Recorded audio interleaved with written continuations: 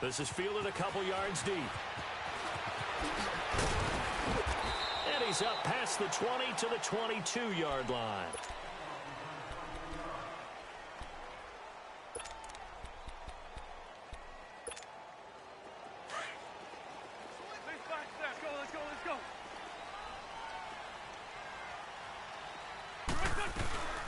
Now it's the all-purpose back. This is Darren Sproles. And he'll get about 3 as he takes this up near the 25.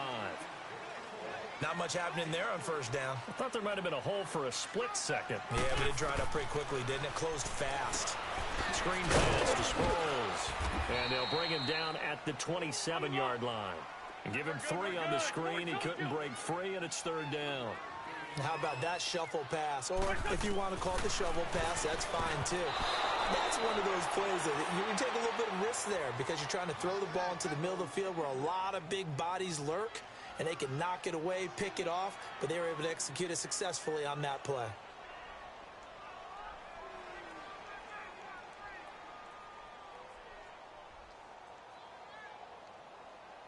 Now on fourth down, it's Cameron Johnston on to punt it away. Back deep is Justin Hardy. And this is away. It's a high kick, and he got all of it.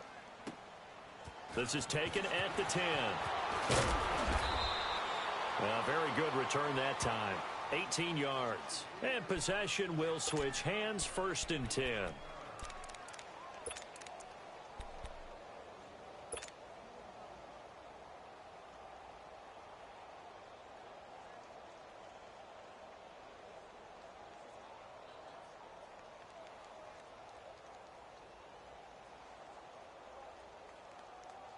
Ryan and the Falcons now come up first and 10 at their own 28-yard line.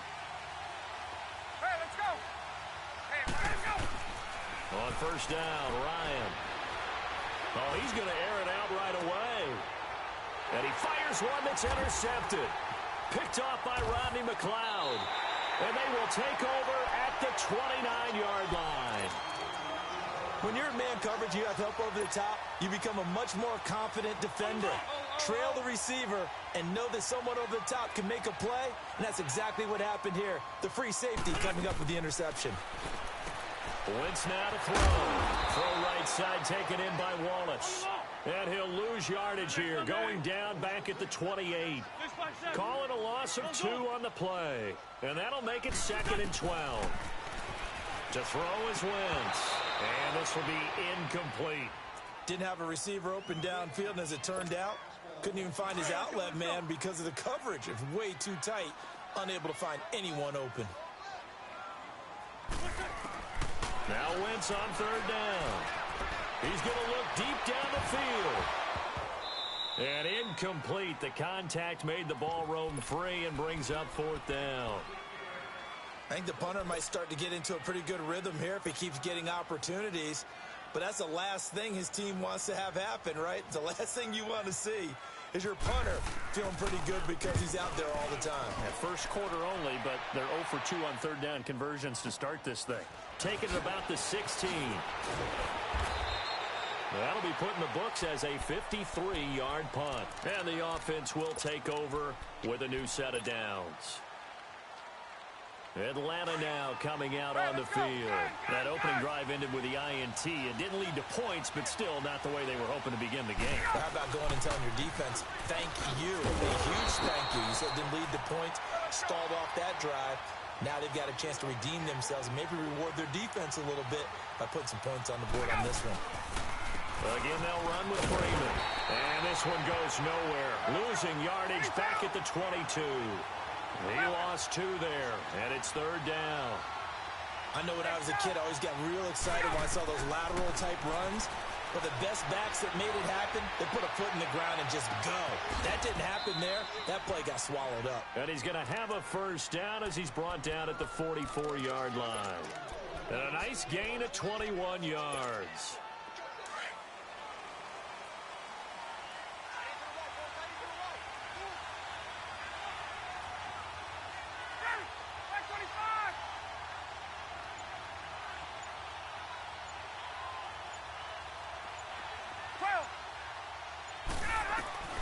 Now Ryan on first down.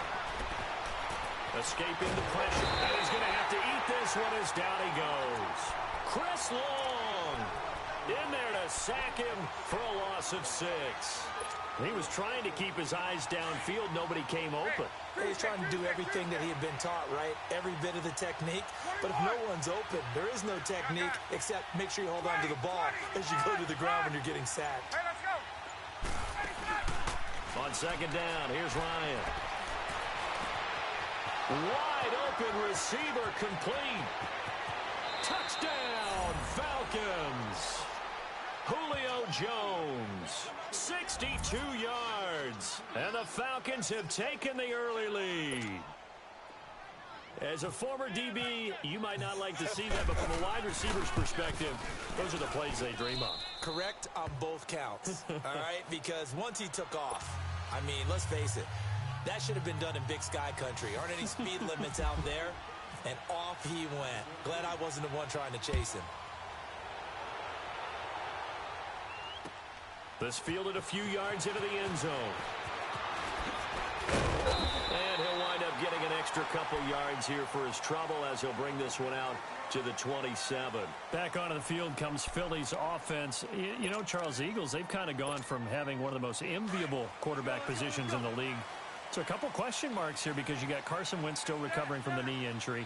Nick Foles with a shoulder injury now. And the thing that they've got going for them, even though it's a little bit unsettled right now, is that it's not as bad as maybe it appears. Carson Wentz has now been cleared for 11 out of 11 work. They're hoping contact will come sooner rather than later. The injury to Nick Foles, believed to be serious at first, not so serious now. They think that he'll be ready for the opener. And Nate Sudfeld, their number... He's got a man complete. A gain of 39 that time. Looked like the defense put pretty good pressure on him, but he's able to flush out to his right to try and evade people. On the run, had to get on his horse. Still accurately throws a nice pass for a first down. From Falcon territory now, here's 1st and 10 at the 24.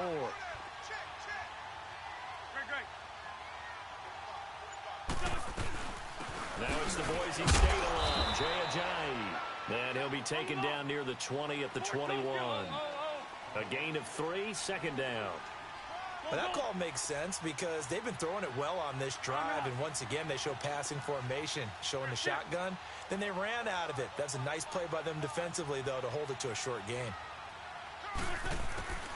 On second down, here's Wentz. Over the middle, Rodgers has it. And he'll take it down here just shy of the 15 at the 16-yard line.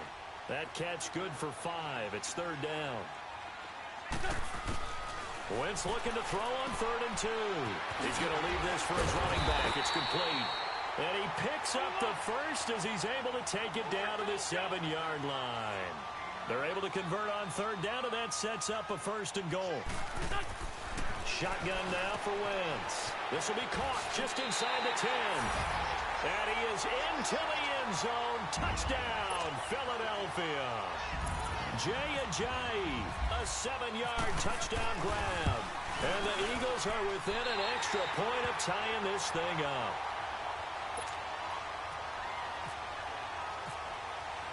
So we're right back where we started, all even as the kick's away.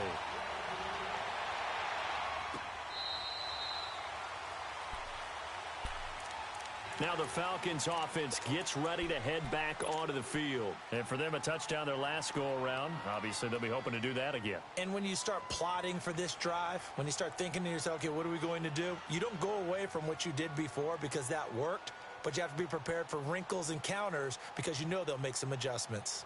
Ryan will bring the Falcons up now 1st and 10 at their 25-yard line. The drive will start with a carry by Devontae Freeman. And he'll fight forward to about the 27-yard line. 2 yards on the pickup there. It'll be 2nd and 8. They tried a quick hitter inside, but that one was swallowed up because what they're hoping, this big defensive lineman will take the bait and move laterally and open up a crease that they can run through. Didn't happen on that play. Brandon, it looked like he had his hands on it for a moment, but let's face it, that was going to be a tough catch all the way because of the presence of the defense right there as he was trying to haul it in. Yeah, nice job to force the incompletion. So the failure to connect on second down, that leaves them staring up here at a 3rd and 8. To throw on 3rd down, Ryan. And that is incomplete. Certainly looked like they were getting ready to convert there on 3rd down, but what an effort to get his hand on that one, knock it away, and brings up a 4th down decision.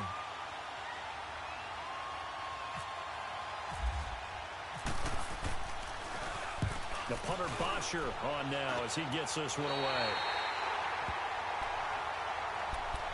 The Eagles offense now gets set to head back onto the field. The last possession, these guys were able to tie the game with a touchdown, and now they'll have a chance to move out in front. Yeah, let's give a big assist to the defense who got the ball back. The special teams went out there, handled things. They've got it. They've got momentum. I know they're eager to get out there and put it on display. Toward the center of the field, but it's incomplete. Whenever I see a drop like that, I have to kind of take a step back and check myself a little bit. So used to seeing those big guys make big-time spectacular plays that when they drop one, I have to remind myself, we ask a lot out of these guys. Block and catch the football, not easily done in today's NFL. Throwing now is Wentz. And he comes back with one complete. And he's able to take it across midfield before going out of bounds. The reception good for 7. It's 3rd down. A 2nd down completion got him 7. Now here's 3rd and 3.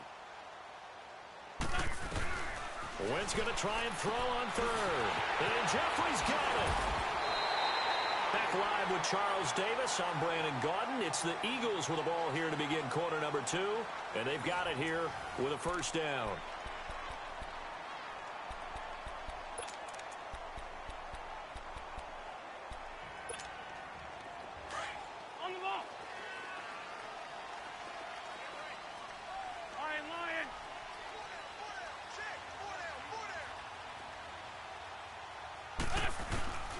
Wentz to throw again.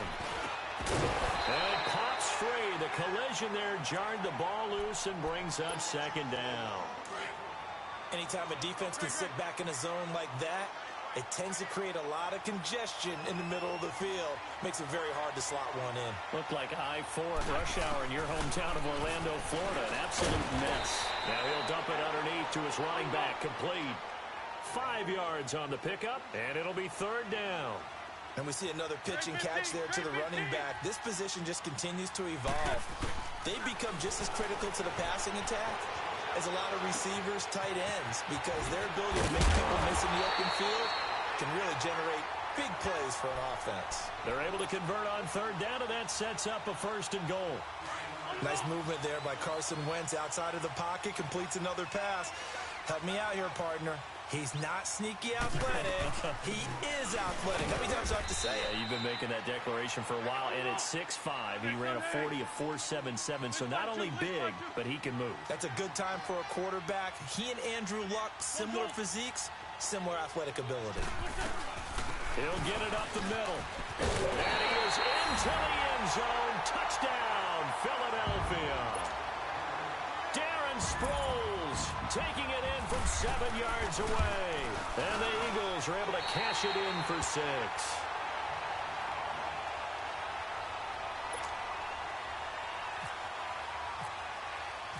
Elliott now to kick this one away. That's fielded in the end zone. And he'll take this up past the 20 and down at the 22-yard line. So out come the Falcons now. They punted last time they had it. What steps, Charles, you think they have to take to make sure they don't do that again? Well, let's just go to the football 101, the trade expression 101. Win 1st down. Make 5, 6, 7 yards on 1st down and make it a 2nd and 3, 2nd and manageable. Keep accumulating 1st downs that way. Keep moving the football. You don't want to get behind the sticks because then the defense has the advantage. Yeah, give him 4 yards there. It'll be 2nd and 6. They'd love to just strike back with a touchdown right here, and if it's a long play, so be it. But the main goal, get a couple of 1st downs, run some plays, run some clock, allow their defense to get a chance to catch their breath, settle down, and relax a little bit after they just gave up a score. And they get him down, but not before he takes it across the 40-yard line. He had the touchdown earlier. This one's going to get him a 1st down. Hey, let's go. Gun, gun, gun.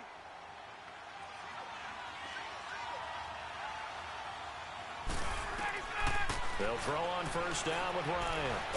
He's going to loft one deep left side here. Into a double team, and it's intercepted. Picked off by Rodney McLeod.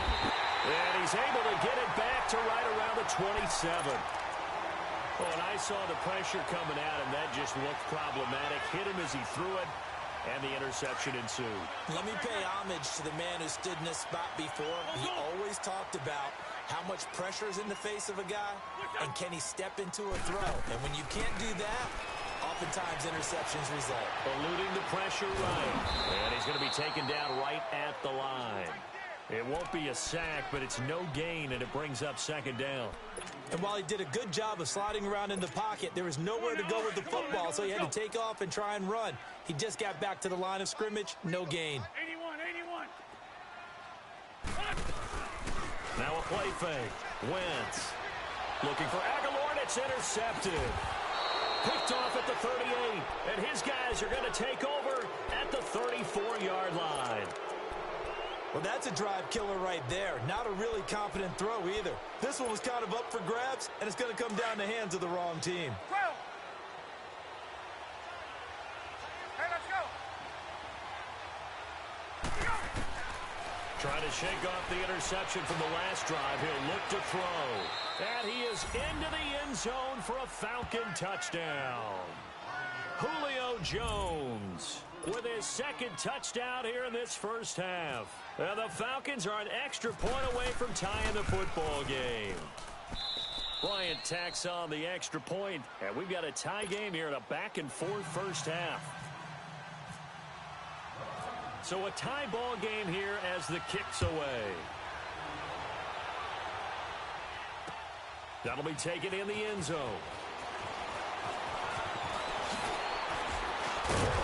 Solid return, pretty good field position. They'll start at the 32-yard line.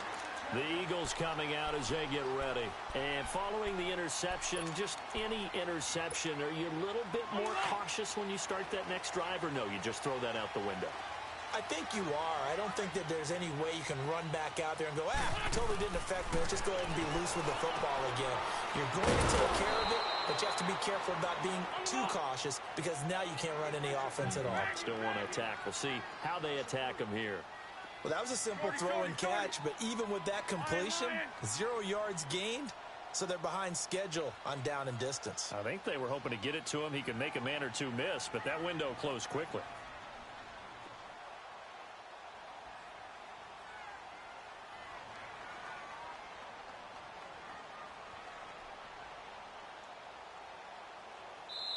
Now hold everything here. We're going to get a timeout by the offense. They'll have 2 remaining as we step aside here in this second quarter. On the line.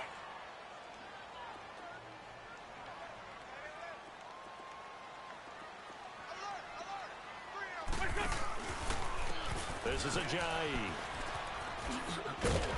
This will go for 5 up to the 33. I think we can safely say that those types of plays are the backbone of this offense. We know not every run's going to be a big hitter, but you know they'll take that type of result on each and every attempt. Now Wentz, and he couldn't hang on to it through the contact. Incomplete.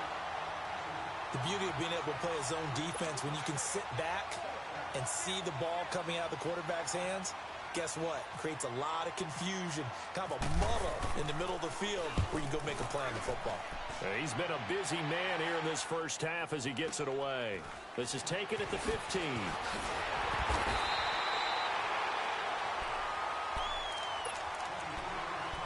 Officially a minute 54 to go in this first half. We'll come back to Philadelphia after this.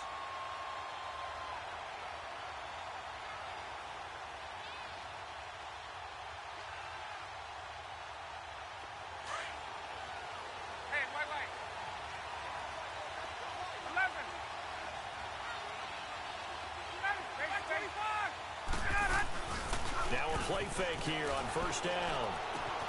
They'll tussle for it, and this is going to be caught. He goes for 18 there as the drive will continue. We didn't need to ask around the league, but we got to confirm this guy's a good player. They've got to find a way to get him more involved, call a few more plays that target him. Absolutely, because here we are toward the end of the first half, and that's the first target, not just the first catch, first target. They run, Devontae Freeman. And he'll get this one up to about the 39 here. A good run there on first down, and it'll leave him with a 2nd and 2. Now Ryan on 2nd down. And he can't escape the pressure. Ryan goes down. Now the Falcons going to use one of their timeouts as they'll talk it over here before what will be an important 3rd down.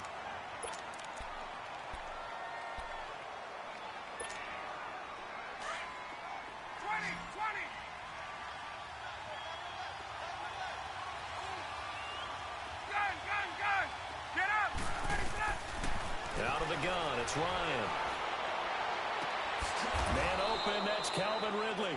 He's got his first catch here before halftime, and it goes for a 1st down. 1st down now, but the clock continues to move. And, boy, they had high praise for this rookie receiver when we asked the coaches about him, didn't they? They certainly did, and obviously they liked his measurables, otherwise they wouldn't have brought him onto the team. Height, weight, speed, all of that.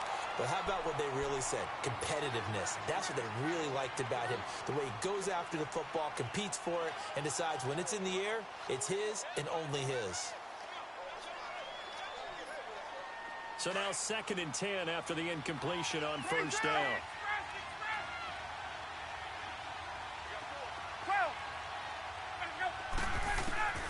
Second and 10. It's Ryan again. It's caught over the middle. Hooper.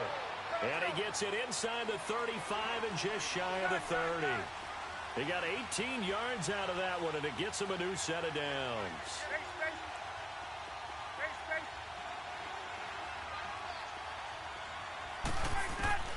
Throwing now. Ryan on 1st down. He's going to fire one deep over the middle. And it drops down incomplete. Thought he might have had it. Instead, 2nd down. This secondary has been roasted in this first half, but they're going to measure revenge there. Nice play on the deep ball. Yeah, they're going to need a few more plays like that in order to get their confidence fully back, but that's one step in the proper direction.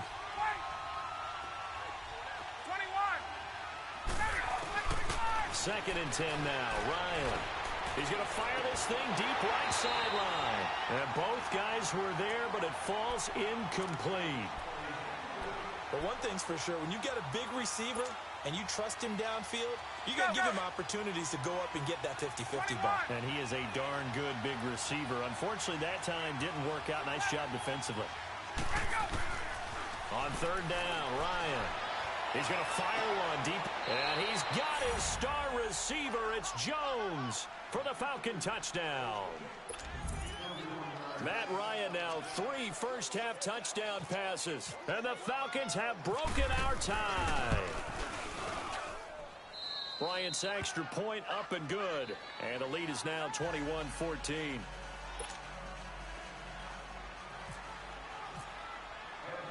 Here's Bosher to kick it away.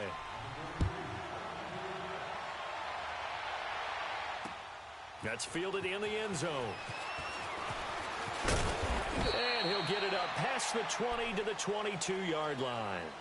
The Eagles offense back out onto the field. And with time quickly fading here in the second quarter, not sure how aggressively, offensively they want to play this. I think we'll find out just how much they trust their guys in this situation if they decide to take a shot.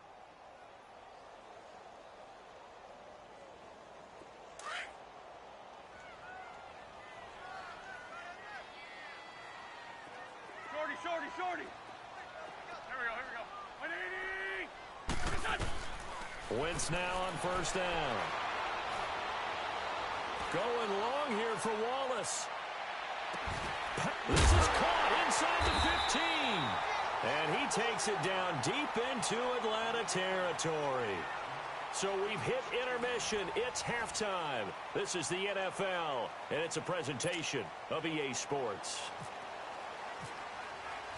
The Falcons back to receive. They've got the lead, and they'll get this football as the second half gets underway. Here comes the Falcon offense now as they get set to take over here. They have the lead. Now they'll be looking to extend that lead. And this is where I enjoy talking about one of my favorite subjects, tendency breakers, or counters as I also like to call them. You've done things in a certain way in the first half, and they've had an ability to see what you've done. They're going to make their adjustments. So guess what?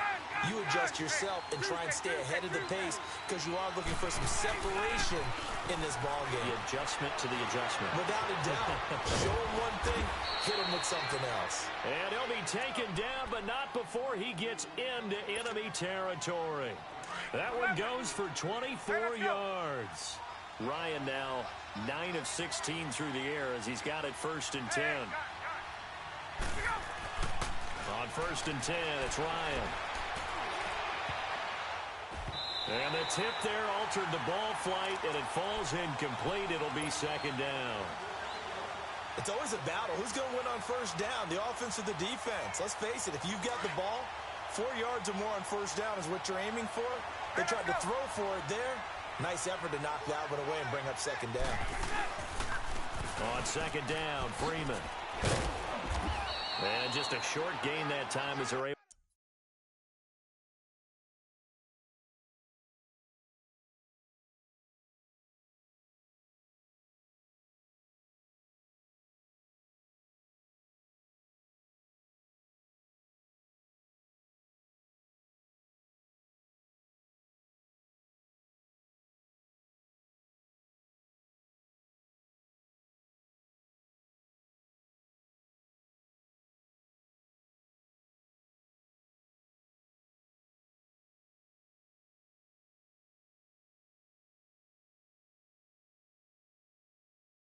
To get him down. You got him! You got him! Got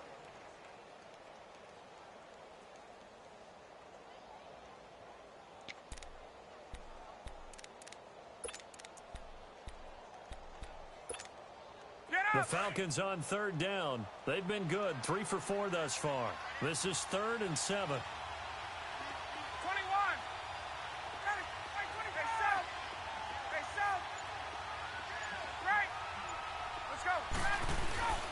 Ryan. He's got xSUU. It's a gain of 20 and picking up the 1st. Whatever the discussions were at halftime to try to slow down this offense, it has not worked to this point. Yeah, I have a vision right now of everything that was discussed at the half just being torn in shreds or being erased off of the Microsoft Surface tablets because none of it is working. They are really locked in on offense. Gun! On 1st down, Ryan. That's going to be caught. And he's brought down after a good game.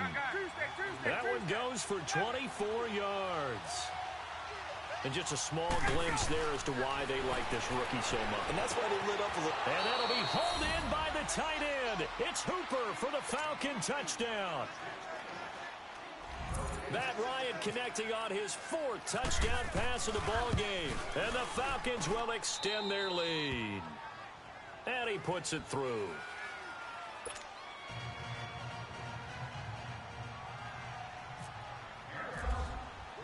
Here's Bosher to kick it away.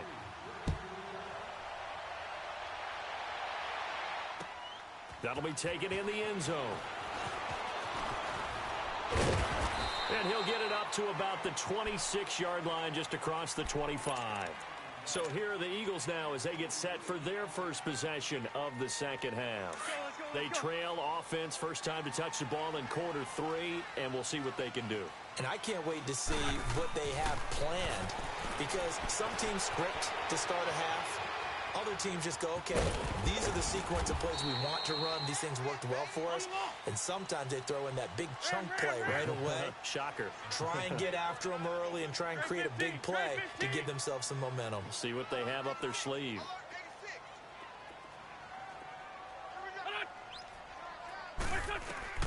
Wentz to throw on second down. Gonna look deep for Jeffrey. And he's unable to grab it. Thought he might have had position, couldn't hold on, third down. This defense is continuing to contest every deep ball that is thrown downfield. And, look, it doesn't matter whether you're playing man or zone. Eventually, that becomes man-on-man, and you've got to trust yourself and go up at that moment of truth and make a play on the football. The Eagles on third down. They've hit it 50%, 3 of 6 to this point. Here it's 3rd and 3. Here we go. 20. Hey, stat. Black. 82. Working from the gun, Wentz. He's going to wind up and air that, and that's caught inside the 35. Give him 35 yards there on the third down conversion.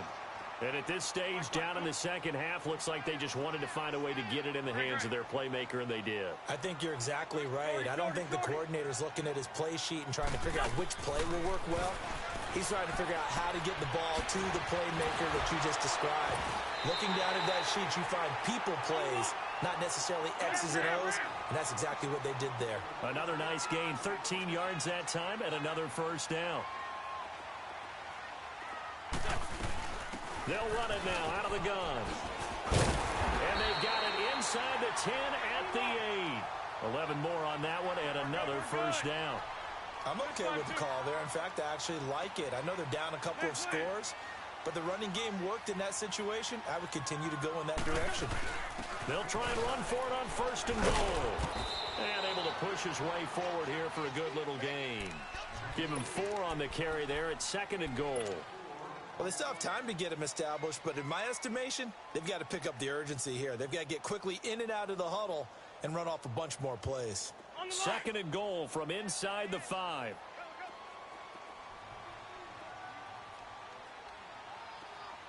They come out here in the eye. Oh, they go with a tight end carry.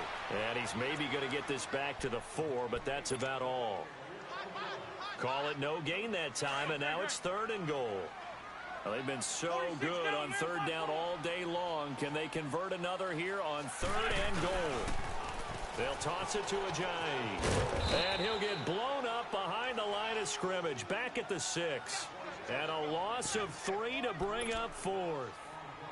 The short field shrinks even more with the type of bodies they brought in on that play. Those extra tight ends, they weren't able to secure their blocks, and that one ended up going backwards. Still just the 3rd quarter, but they've got to make something happen. I think they know that. They're going for it on 4th. Great. Lion. They'll go for it. It's Wentz. And that is going to be incomplete. They had the play call on 4th and goal, but it's dropped in the end zone. And the Falcons defense stands tall. They'll get the football back.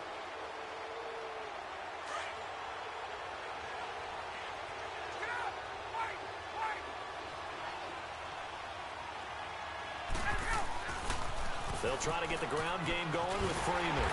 And he's going to be taken down shy of the 10, right around the 9-yard line. 3 yards on the pickup there, and it'll be 2nd down. Now, they struggled to get him rolling on the ground in the first half, and that's sort of continuing here in the 3rd quarter. Yeah, but I don't think it's time to abandon the running game. I would say keep feeding the horse, and I believe he'll eventually reward them, especially as we get deeper in the game.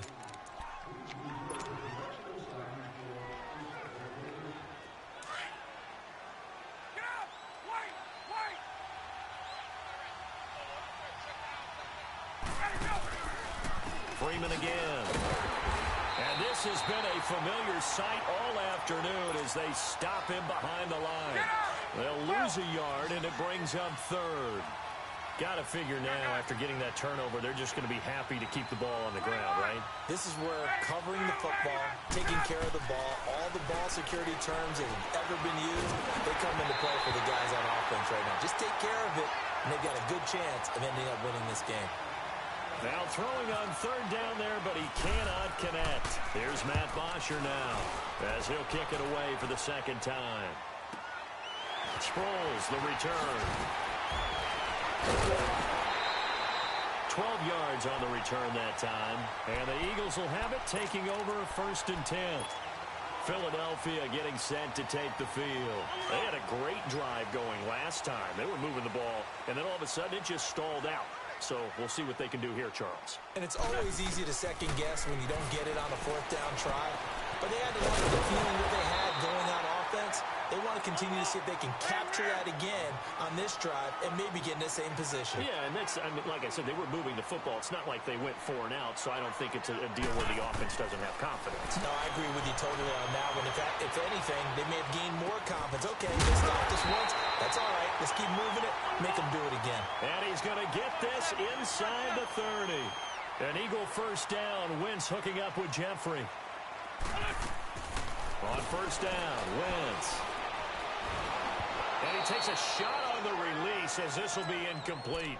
Oh, that's got to frustrate him a little bit because they nearly got to him there, and it would have been the first sack of the game. Instead, they're able to influence the release, and they did force the incomplete pass. An incomplete pass on first down. That leads to a 2nd and 10.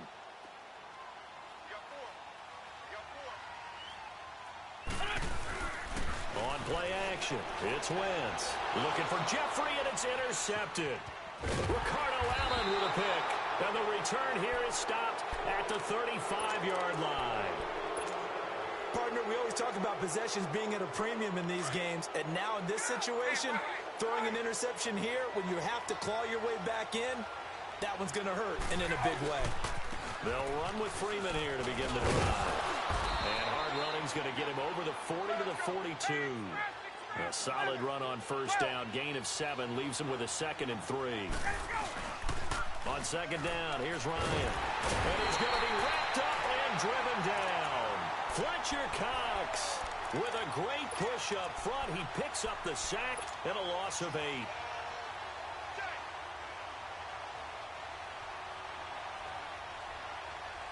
So the sack pushes him back, and now 3rd and long for Ryan and the Falcons.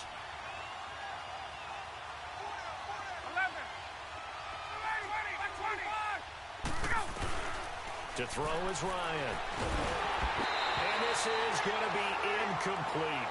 See, I'm not quite sure how to judge that one. Maybe didn't have enough legs underneath him. Mechanics might have been off. Maybe some fatigue. That one came up short. Yeah, 4th quarter, maybe you do start to watch. Is the arm there, the leg's still there? This has been a tough game.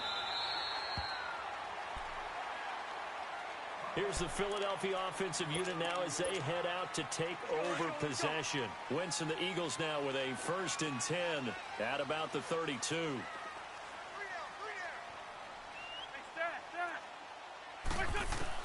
Trying to shake off the interception. He'll look to throw.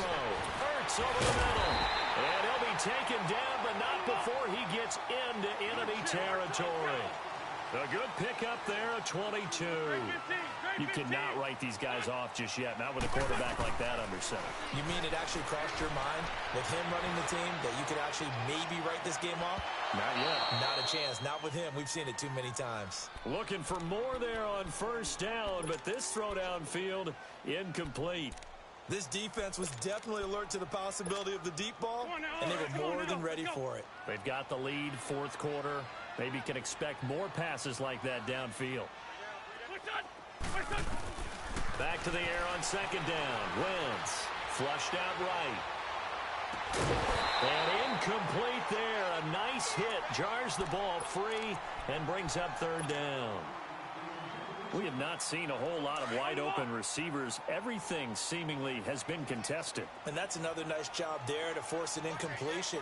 They've been very cohesive, knowing each other's moves all game long, and they've been on the spot just about every time. And they've held them in check on the scoreboard. That's going to be knocked away and incomplete. Good coverage that time by the linebacker, Deion Jones. Not only was the call spot on, how about the execution of that defense right there? The zone was absolutely locked up tight. He was trying to force it in there on 3rd down. But if there's a time to force it, he felt like he needed to make a play, right? Yeah, exactly right. 3rd down, you got to try and find something. There's nothing available there for him. Now Wentz, gotta have this one. And Jeffrey's got it. And brought down, but able to get it to their 30-yard line. The time to pull out the stops is now, and they convert there on 4th down. On 1st and 10, here's Wentz. Flush to his right. Caught right side is Jeffrey. And down inside the 15, shy of the 10. Another big gainer that time. This one goes for 19 yards. Defensively here, you've got the cushion, but back-to-back pretty big pass plays there. Bend but don't break, but are they bending too much? I think that they are. To me, it'd be like playing basketball, and you put up a total press. Make sure you get up there and make them eat up some time. Make it a little bit of resistance so they can't just run it right down your throat. 9 yards is the pick up there, and they'll have a 2nd and 1. And he's in for an Eagles touchdown. Darren Sproles, his 2nd touchdown of the afternoon. And the Eagles are back within a score. Nice execution there. Good job by the O-line getting him in for the 2nd time. And you always have to start with credit there when you're having a big game. I mean, you don't get there by yourself. That's rare. But how about the ability to see the proper holes, pick the proper place to go, and find his way into the end zone? Elliott good with a PAT. And now things get a bit more interesting here in this 4th quarter.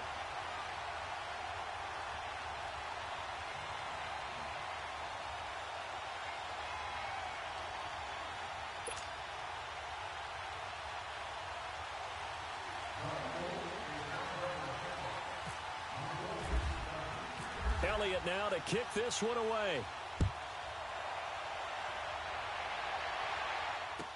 This is fielded a couple yards deep.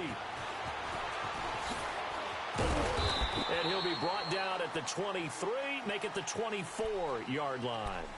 Now the Falcons offense, they get ready to head back out here. After the touchdown we just saw, we have a brand new ball game. And now look at the situation. You got plenty of time on the clock. Defensively, they have 3 timeouts. So do you run the football here or do you throw it?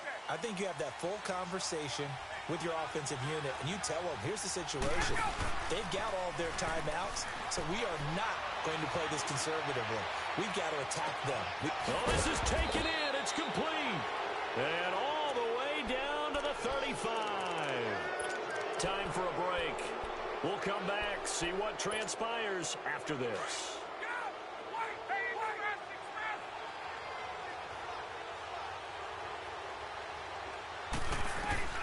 Ryan wants to throw it. Looking deep for Julio. And that one falls incomplete. Looked like he might have had position there, but he couldn't hold on to it at 2nd down. There's definitely contact there, but it's the 4th quarter of a kind of tight game, and sometimes the officials just say, let them play. Kind of like your mom used to with you and your brothers. Just take the broom to you and send you out to the backyard and tell you to settle it yourselves. I like that, yeah. There was contact. I don't know, like you said, enough to warrant the flag. It was close, though. Now a 2nd down throw for the end zone, but it's incomplete. Finally, a good play there defensively on the deep ball. The secondary has had its struggles this entire game. Offensively, they've had their way with them. Big play coming up. Here's 3rd and 10. I would expect to see some pressure here. The pressure drops off as they'll look to throw. And that will be incomplete as well. When I watched that play, I thought about what my coaches had told me in the past. The biggest teaching point, get your head around. Locate the football so you can make a play on it while it's in the air. That's exactly what he did there. That was nice. And here's a big one now. Try to hold this lead. They're going to go for it here on 4th down. Check. Gun. Ready. Like 25. They'll try and throw for him with Ryan. He's going to fire one deep, middle of... And look at this. They get the turnover they needed. It's intercepted. Picked off by Nate Gary. And a return just out across the 15 to the 16-yard line. A critical error there in a tight game of the 4th. All you talk about is taking care of the football, and especially with a lead here in the 4th quarter. Turning it over, now the door is open for the opposition. Just in general, when you're passing in the 4th quarter with a lead, no matter what point, you got to be super careful. Got to be careful, and sometimes you can be so careful that you end up running yourself into an error. And he'll be just shy of the 20 at the 19 as he goes out of bounds. That throw good for 4. It's 2nd down. 4 yards on that last completion, so that sets up 2nd and 6.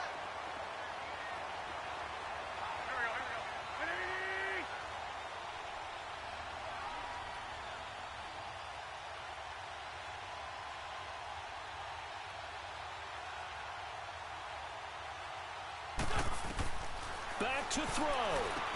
Screen pass to Sproles. And they'll blow that one up back at the 16-yard line. It's a loss of 4. Now 3rd down.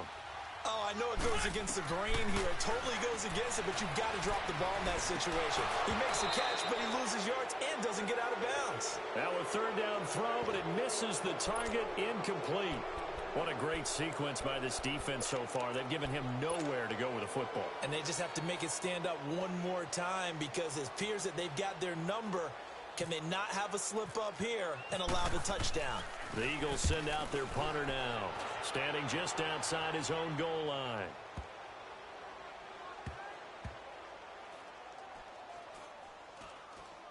And no return here. This one's going inside the 15 to the 12-yard line.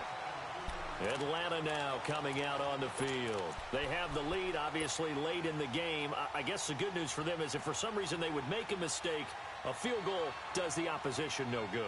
Everyone loves to have a little bit of a cushion, and that helps you immeasurably. But the bottom line is, do all the things that you're taught in order to close out the game. Don't even let that become an issue. Yeah, but still a one-possession game. This one not fully over yet. And now a 10th carry for Freeman. And he'll be taken down at the 18. And now the Eagles going to signal for a timeout as they get the stoppage with a little over 50 seconds left to go in the game.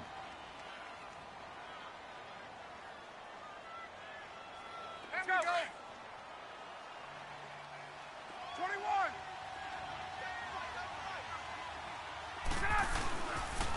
Ryan on the handoff. It's Freeman. Oh, now he bowls him over. So a nice job to break the one tackle, but not much daylight after that as he's brought down.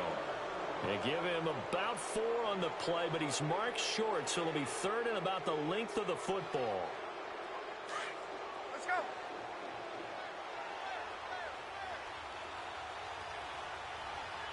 Let's go. Now the pitch to Freeman. It's a gain of 3 there, and that should be just about all she wrote. Brandon, they're still in the lead, but momentum's certainly been going the opposite direction. So to me, that's a really important pickup there on 3rd down. Try and regain some confidence, and you're right. They need to stem the tide a little bit. That certainly helped.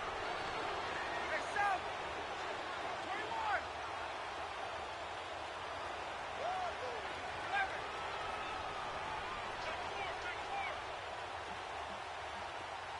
Hey, Tuesday. Oh, look at this. Ryan's going to throw it. And finding the tight end, Hooper.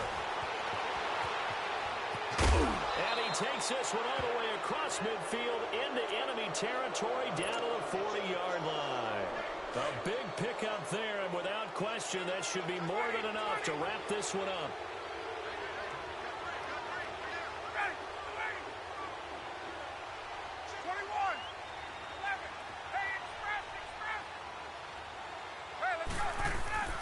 Now Ryan. Looking downfield for Jones. That'll be incomplete with 9 seconds now showing on the clock. The Pro Bowl wideout Julio Jones, his intended receiver. And now it's 2nd down.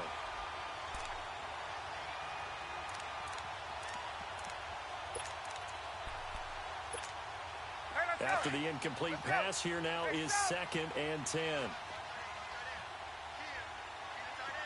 21. Here's Ryan. He'll rifle this one deep right side. And this is incomplete with a clock showing just 3 seconds left. Not too many missteps in the red zone thus far. He was going for his 5th touchdown pass. His man couldn't shake free there, but boy, you know he's going to take another shot before this one's over. Yeah, exactly, because you know 3 is good, 4 is excellent. You get 5, that's a whale of a game. Throwing now is Ryan. And it's incomplete. They're still throwing to the very end, but now this game is over. A road win in the National Football League. Charles, you never take that for granted no matter who you're playing, no matter where you're playing. You take it and you run with it. And you know you pride the pump all week in your own home facility. No one thinks we can do this. Only people who believe are right here in this room. And then you go on the road, band together, and get it done.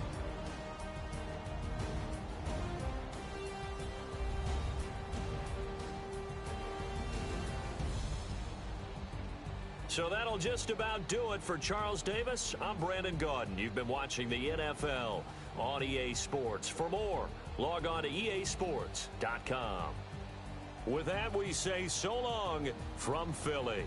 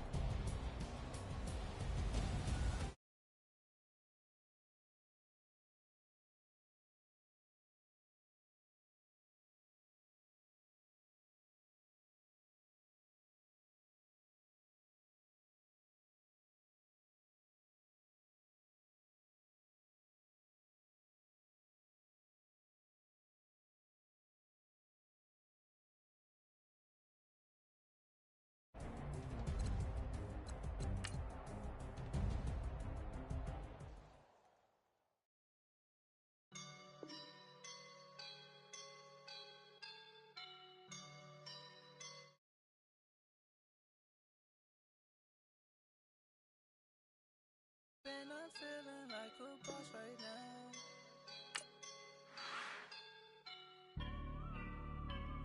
I woke up and I'm feeling like a boss right now. I'm gonna hold it down, I swear.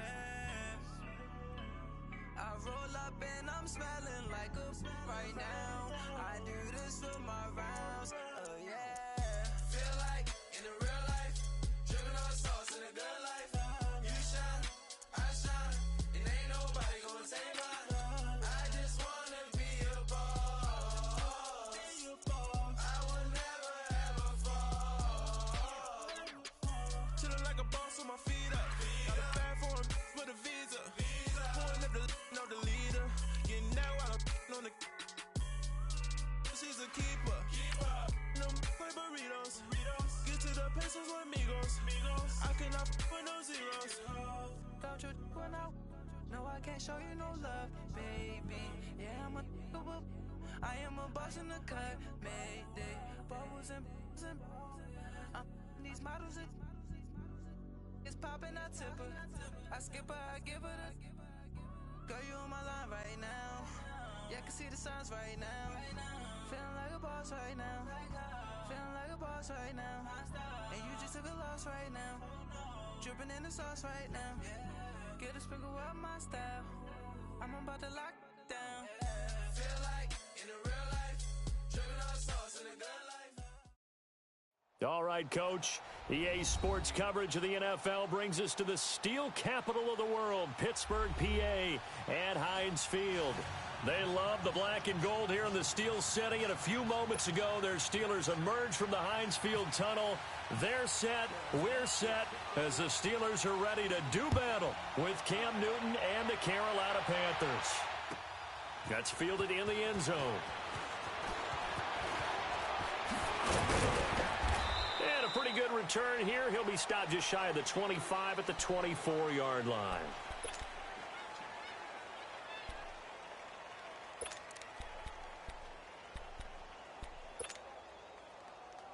Hurry up, let's go.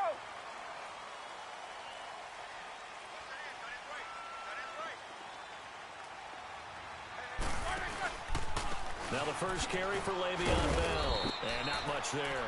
Maybe a yard up to the 24.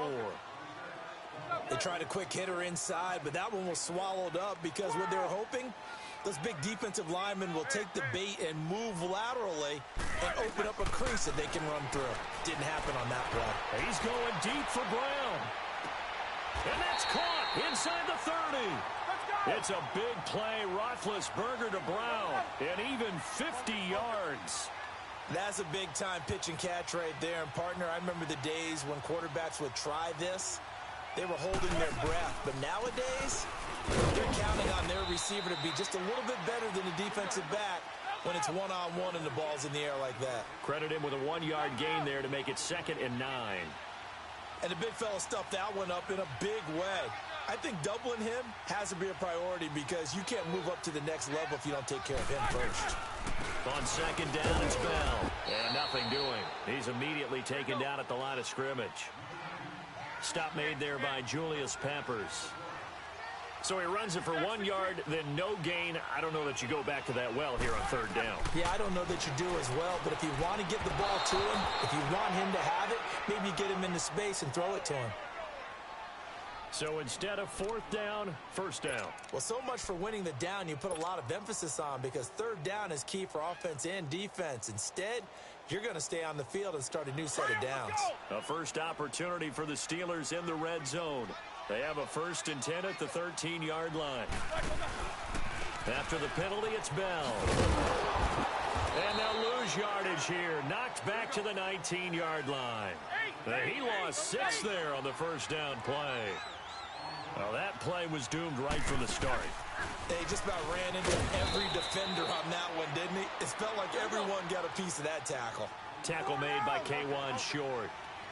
Doubling this guy has to be a priority before moving up to the next level because the big fella, he just ate that one alive. Trying for Brown, and it's intercepted.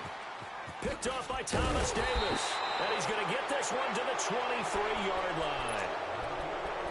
They told us repeatedly earlier in the week in our meetings, we need some plays from our defense here on the road early. They got one. And don't think they were above all week long pointing out to their defense that the other defense is rated higher than them.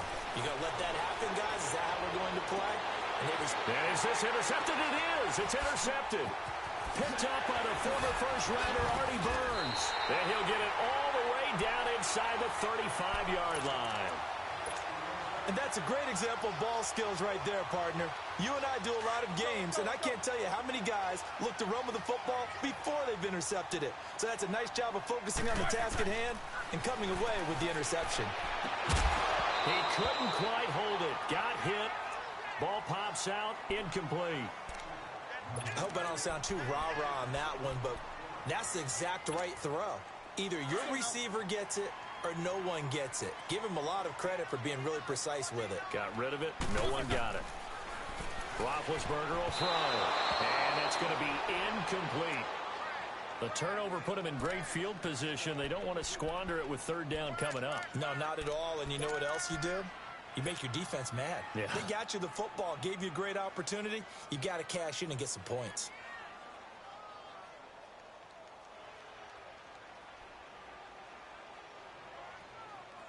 Now they face a 3rd and 10 after back-to-back incompletions.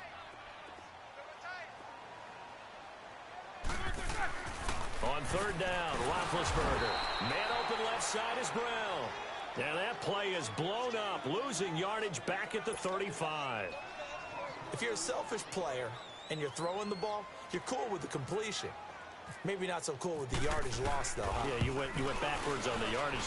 Hey, it kind of works like a sack for the defense there. Yeah, it's a really big play for them, right? Able to figure it out, sniff it out, and finish it off. Well, the offense, they got the ball in a great spot, but they went nowhere. Forced them to take just the 3. And they'll be, happy taking the 3. But those guys on the other side, they've got to be ecstatic. They didn't let them get anywhere. It made them kick a field goal. That almost feels like they got the advantage, doesn't it? Here come the Panthers now, set to take over on offense. And last time wasn't pretty. One play and an interception. We'll see if they can do better. I want to see if they want to go ahead and throw the ball again now on this drive after what happened on the last one. Throw it on the first play. Give the quarterback some confidence. See what happens. They're throwing to start the drive, but that one incomplete.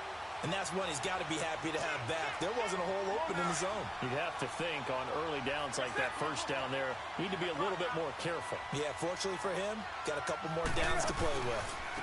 First carry of the game for Christian McCaffrey. And he stopped immediately there. Artie Burns, the cornerback, brings him down. Well, usually you don't think of the cornerback coming in for a no-gain play, but that's what we had there. Nice tackle. Yeah, and how about the range, too? Coming from the outside part of the play, moving his way into the inside and making that play happen. No gain for the offense, big play for the defense. They call it a gain of 19, and it moves the chains. Well, sometimes our pregame meetings do pay off, don't they? What do the guys in the locker room call him? Well, they said it with a chuckle. They called him Old Reliable. Yeah, that means he doesn't move quite as fast as he used to, but he still knows all the tricks, doesn't he? Even that little gentle push-off in order to get open, he finds a way to pick up a first down. On first down, Newton. He's going to float this over the middle deep. So they took a shot on first down, but couldn't connect. Quarterbacking 101. Never force the ball into double coverage, especially not this close to the goal line. The windows are so tight, you just don't want to force it in there because it could be tipped up and picked off. So after the incompletion on first, now 2nd and 10.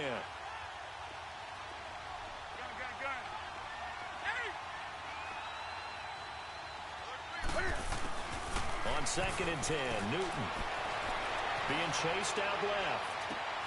Over the middle to Smith. And he takes this one down all the way near the 30. A really nice gain of 25 yards. Sometimes it's designed, and sometimes you just have to know when to leave the pocket and move and make something happen. And on that play, he's able to get on the run and was still accurate throwing the football. And the throw left sideline here is caught, but they'll rule it incomplete. Couldn't keep his feet in. 2nd down. They went right back to him there, figuring one big play deserves another. You think maybe he called for it and said, hey, give me the ball again? I think a lot of people operate under the whole idea of if they haven't stopped it, go until they do. You go right back at a guy because maybe his confidence might not be as high. And he will take it across for a Panthers touchdown. Devin Funchess, 31 yards. And the Panthers are going to take a first quarter lead. And correct me if I'm wrong, that was just a simple fly route, wasn't it? No, there's nothing to correct at all. You've got it down pat. And I just remember as a player, when I'd be in practice sessions and I'd hear 9 from the receivers, that meant fly route, go, look out. That was the 9, and he just kept going all the way into the end zone for the touchdown. And that drives coaches insane, doesn't it? When they see that happen, it just doesn't feel right, does it? Plus, you're giving up yardage. So good field position for the Steelers as they come up 1st and 10. Throwing now, Roethlisberger on first down. And it pops free. The collision there jarred the ball loose and brings up 2nd down. So he can't hang on, and as I watch that unfold, I remembered an expression that I've heard, maybe from you, I don't know, but you're going to get hit anyways, might as well hold on to the ball. Well, you know a coach said that, right? Yeah. Not an actual player. Not a chance at all. Way easier said than done. Again on 2nd and 10, it's Roethlisberger. Out to the flat, that's complete to his running back. And he'll be taken down at the 46-yard line. 6 yards on the pickup, and that'll bring up a 3rd down. Roethlisberger with a give to Bell. And he gets it down to the 48, enough for the first. They get 6 on the pickup there as the drive will continue. Boy, he does it at a high level, doesn't he? Because when I watch him, I think of his vision. Straight ahead, peripheral. Also has that sense of where holes are going to be before they actually open. I think that helps set him apart from many of the other backs in the league. Now the defense going to use the first of their timeouts. They'll have 2 remaining as we step aside here in this first quarter. Let's go, let's go.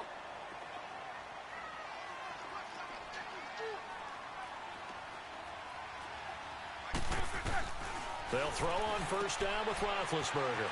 He's going to flip that out to the flat. It's complete. 4 yards on the pickup, and that'll bring up second down. He's already proven to be a factor in the running game on this drive. Now he gets involved in the passing game. I think what we're seeing here is the modern version of workhorse in the NFL, being able to run it and catch it with equal proficiency. And he's going to take it in for a Steeler touchdown. Eli Rogers, 25 yards for the touchdown.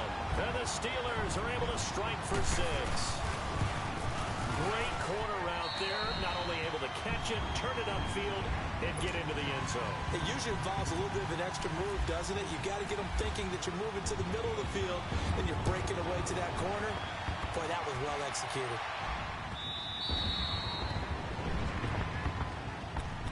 Now the Panthers offense, they get set to come back onto the field. And they will simply, Charles, be looking to duplicate what they did last drive when they were able to push it in for 6. And they hope it'll be that easy, right? To be able to take exactly what happened before, replicate it. They may have to make a few additional changes along the way because I'm sure the defense will make some adjustments, but they've got to have great confidence having scored the last time out. And he takes this one just shy of midfield all the way to the 49. That one goes for 24 yards. Now Newton going for the deep ball. And it drops down incomplete. Thought he might have had it.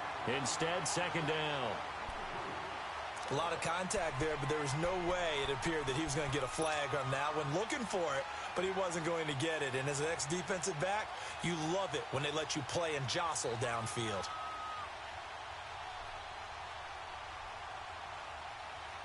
So now 2nd and 10 after the incompletion on first down. Gun. 20. Back to the air, Newton on second down. Trying for White, and it's intercepted. Picked up by the former first-rounder Artie Burns. And they will take over possession of the football at their 42-yard line.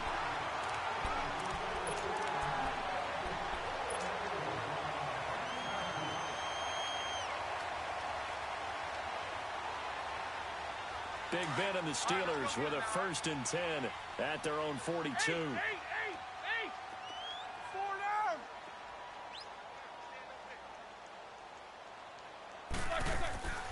After the interception, here's Roethlisberger. On the left side, it's McDonald. And he'll be brought down, losing yardage back at the 40.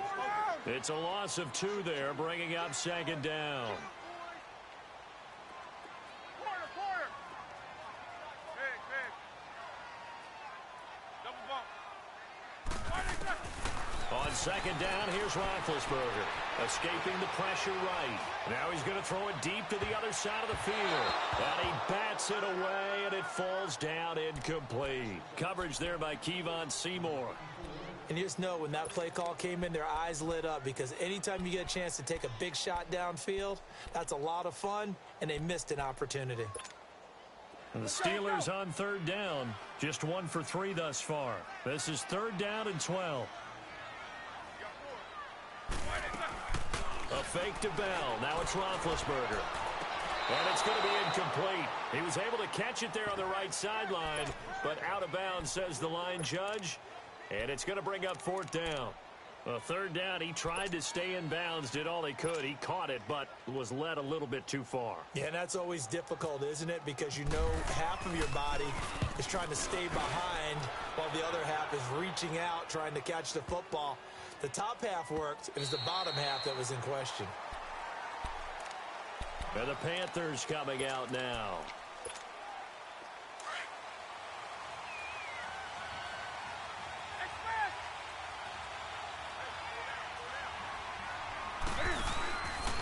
They start on the ground with McCaffrey. And he's going to be met at the line of scrimmage and taken down. T.J. Watt in on the tackle. Perfectly designed blitz right there. They took that one from the grease board to the field because they were able to free up their linebacker to get into the backfield and spill the play. Eluding the pressure right. Funches with a catch over the middle. And he takes this one just shy of midfield all the way to the 49. He got 29 yards that time. I think it all came together there. In-breaking route. Drove it with excellent pace. Money throw right there to move the sticks. So they took a shot on first down but couldn't connect. I would say it'd probably be a good idea for him to reintroduce himself to his receivers at the half because they're definitely on different wavelengths. But I also don't advocate waiting that long.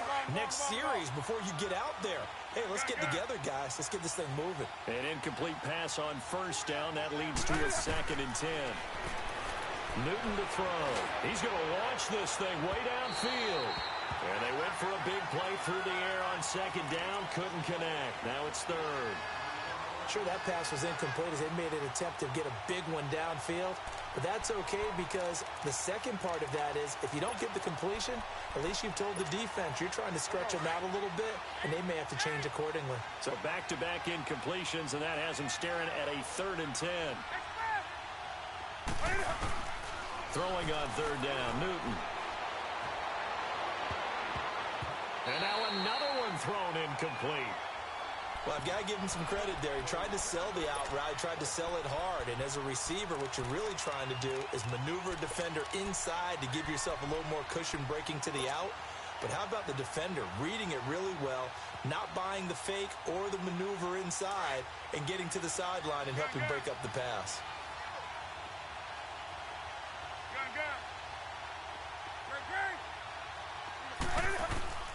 They will go for it. Now Newton. Flushed out right. The open man is Smith. And he'll be taken down, but not before getting this inside the 30. Defensively, a bit of a collapse, allowing the 4th down play to result in 23 yards. Newton on first down. And that'll be incomplete. So this is what happens when you throw interceptions. That confident veneer that you have is chipped away a little bit. Maybe a little bit gun-shy throwing it around. Yeah, underthrowing him there, and you're right. Those interceptions may be in the back of his mind. So they'll come up after the incompletion for 2nd down. 2nd and 10, Newton again. He's going to take a shot for the end zone. So the long attempt falls innocently to the ground, and it brings up 3rd. They're going for a receiver there. Already has 1 touchdown in this first half. A second one not to be. I like where their headspace is, though. I mean, I really like the thought process, right? You got a guy who's already scored one, right? You want to go back to him, continue the hot hand, and make them adjust to you defensively. And that's going to be caught by Funches for a Carolina touchdown. Devin Funches with his 2nd touchdown here in this first half. And his guys are able to strike for 6. And that makes it 14-10.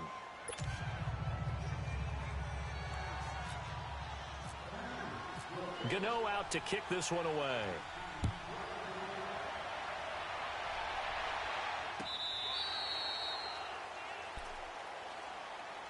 The Steelers offense now, they head back onto the field. And hoping to do better than they did their last possession when they punted the football.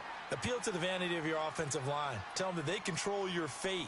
Leverage guys. Win the line of scrimmage. If you do that, you start to win first down. You win 2nd down. And guess what? You start accumulating first downs. And that's what they need in order to not punt the ball again.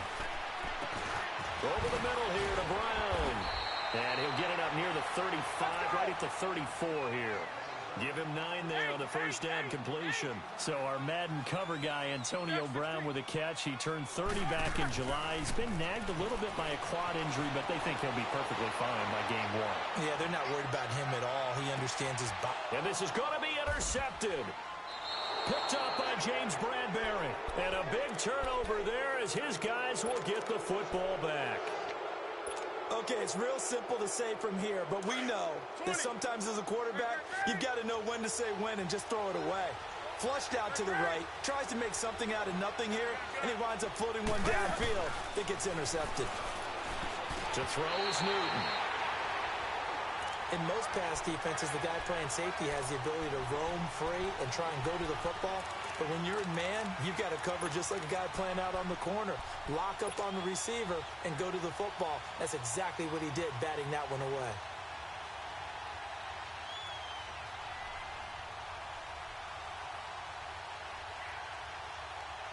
After the incomplete pass, here now is 2nd and 10.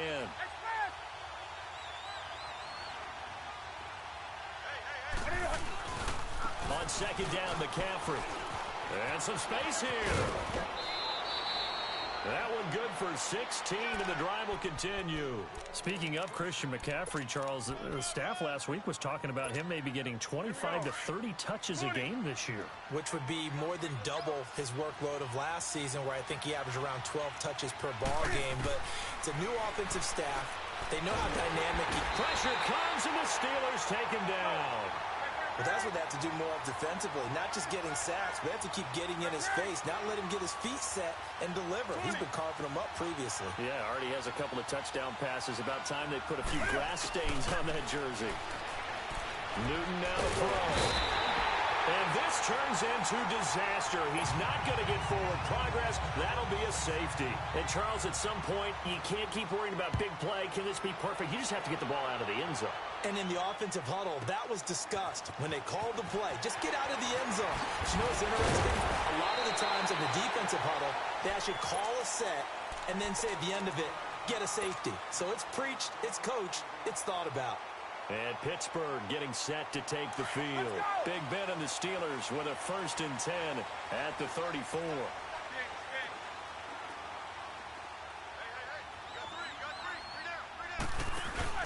They go back to the air here after the INT on the last drive. Flush to his right. He's going deep for... And Big Ben intercepted a 3rd time. Picked up by James Bradbury. And the return stops at the 39-yard line. Well, I get what he was trying to do.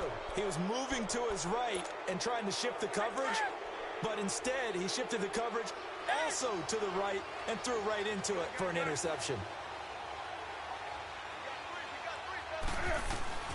On 1st and 10, Newton. He's going to fire one deep left sideline. So they took a shot on 1st down, but couldn't connect. Definitely worth taking another deep shot here. He's already found the end zone twice here in the 1st half. Yeah, go back to that same well. They've had trouble containing him, but able to contain him on that play.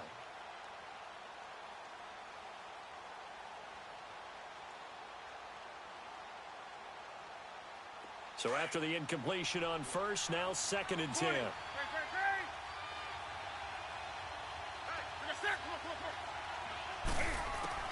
Throwing again. Newton. Nowhere to escape, and he goes down. T.J. Watt in there to make the sack. He buries him for a loss of 10.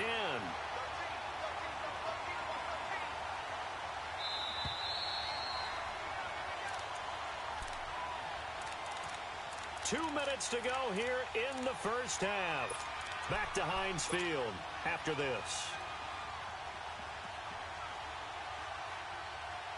The Panthers on 3rd down. They've been okay, 2 for 3 thus far. This will be 3rd and forever. Here's Newton. Oh, the pressure too great, and he goes down once more. Now the Steelers use the 1st of their 3 timeouts. So as they take it over, we step aside. So on 4th down, kicking it away here, Michael Pilardi. Back deep for the Steelers, Antonio Brown.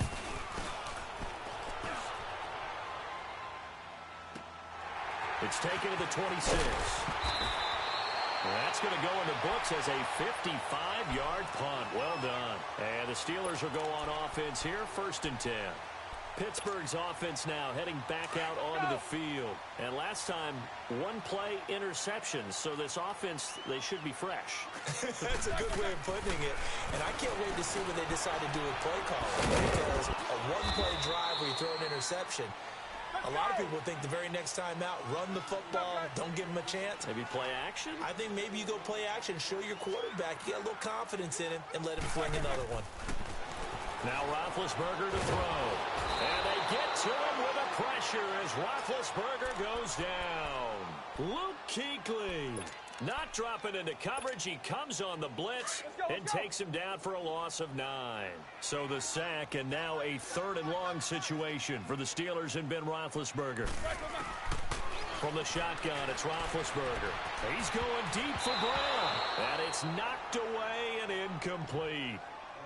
Well, they've had a pretty frustrating first half here offensively, and then just continued there with that incompletion. Yeah, definitely frustrating for them, but heartening for the other guys. Those stop troops, they're enjoying things right now because they've made it very difficult for them throughout the half. He gets this one away, and boy, it's another boomer. He'll look to set up his blockers. It'll be a 10-yard return following a punt of 45, and the Panthers will take over now 1st and 10. Carolina getting set to take the field. And on the last go-around, they really couldn't get anything going. They had to punt from deep inside their own territory, which means you're going to lose the field position battle as a general rule. What they're looking for now is a little more consistency, move the ball at least a few times on offense, get a couple of first downs, and hopefully flip the field. Well, just something to build off of. That's what they're looking for here. On 2nd down, here's Newton. There's so many things that go into playing the position of linebacker. Some of them are actually subtle. Doing the drill work that you do all the time in practice and carrying it over to the game. Get rid of blockers and get to the ball carrier, knocking down for a loss. The Panthers on 3rd down. They've hit 2 for 4 thus far. This is 3rd and 14. A shotgun snap for Newton. And that is incomplete. There are a good number of coaches that any time they call an in route are really worried about the play because there's so much traffic ordinarily that the ball has to get through to get to the receiver. And on that play, it was batted down. Now Brown. A little juke. And now running right through it. So possession goes over here on the punt. And out will come the offense as they take over. Let's go, let's go.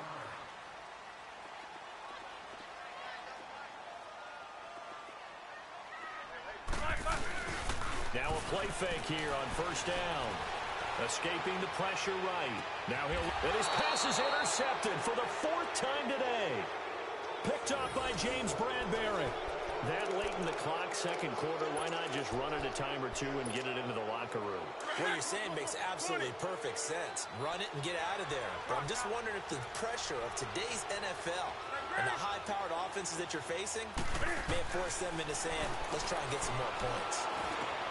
Over the middle, complete. That's Smith. And brought down, but not before reaching the 45-yard line. It's a pickup of 16 there, and it'll lead to a new set of downs. Newton now closing in on a 200-yard first half through the air. It's 1st and 10. Hey, hey. Now Newton on 1st down. He couldn't quite hold it. Got hit. Ball pops out, incomplete. So now 2nd and 10 after the incompletion on 1st down.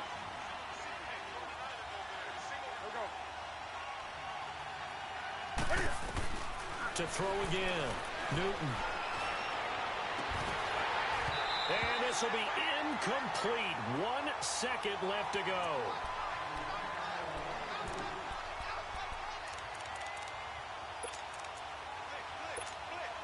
The Panthers on 3rd down, 2 for 5 to this point. This is 3rd and 10.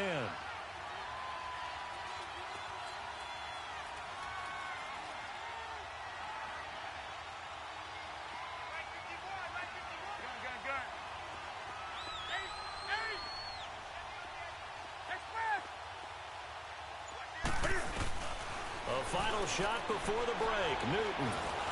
He's going to go for a big play downfield. And this one is incomplete. That's it for the first half. 2 more quarters to go. We'll have plenty more to see after the break.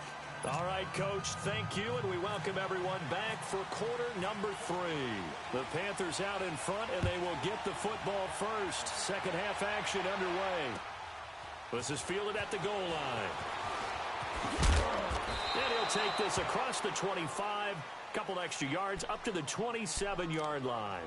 Out come the Panthers. They'll have it first on offense in the third quarter. They have the lead. Now they'll be looking for some separation here as we begin the third quarter. I like the way you term that, because now I think they go a little bit deeper into their playbook. They like what they did in the first half. That worked okay. But in order to get the separation that you just talked about, change things up a little bit. Change your tendencies. Try and hit them a little bit more with some things they didn't see in the first half. Let's see if they do just that. Back to throw, Newton. The amount of sacks that they've absorbed in this game is absolutely extraordinary. Let's just face it. This offensive line, flat out, cannot handle this pass rush. It's been demonstrated time and time again. So now Cam leads the Panthers up following the sack. Carolina facing 3rd and long.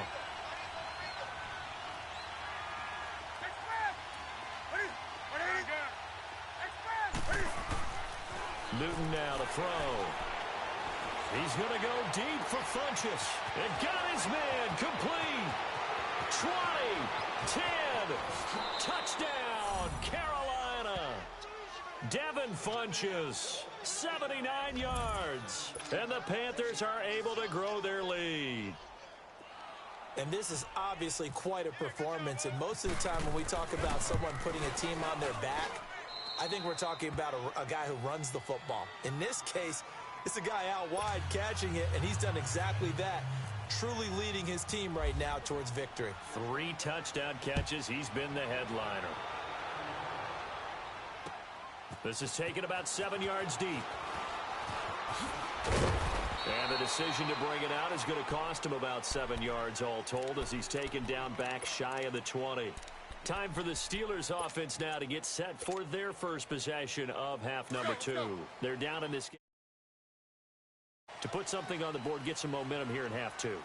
Try and get things kick-started for them. And you know at the half, they discussed how they were going to get that done. This is where scripting comes into play a lot of the time. How many plays do you script coming out of the second? Most of the time in the first half, you're scripting 12 to 16. I think in the second half, you're really scripting more like 8 to 10. Kind of a starter or an opener, whatever terminology they use. Just something to get you off to a quick start. This one complete, right side to McDonald. 6 yards is the pickup, and that'll lead to a 3rd down. And when you're playing a quarterback with some experience and some moxie, you enter the danger zone when you decide to blitz him, because if he's able to diagnose as he did on that play, he can hurt you downfield. He reads defenses so well, doesn't he? He really does, and the best part about that play for him, I don't think that was his primary target. I don't think so either. I think he had the read, figured out where the blitz was coming from, and went to a secondary target for a really nice game. The 21 yards there as they convert on 3rd. They go play action here on 1st down. And my goodness, another interception. Picked up by James Bradbury. And he'll get this one out to the 50 to the midfield stripe.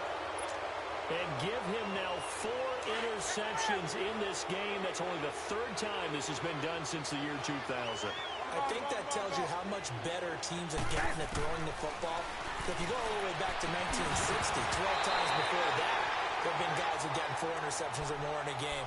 I mean, most recently, since 2000, Delta O'Neal and D'Angelo Hall. Now the first play of the drive there is incomplete. An incomplete pass on 1st down. That leads to a 2nd and 10.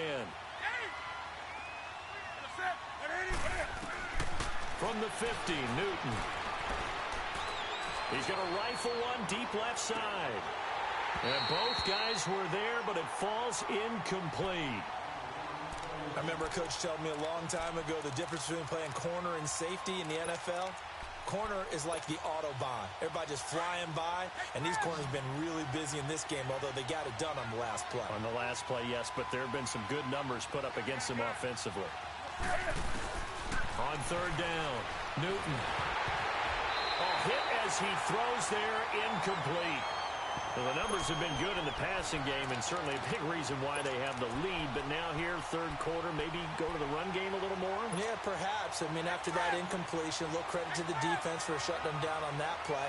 Maybe you try and run the football a little bit more in this spot. but they have to feel good about how they've been throwing it overall. Now Newton. Over the middle to Smith. Oh, and now he bowls him over.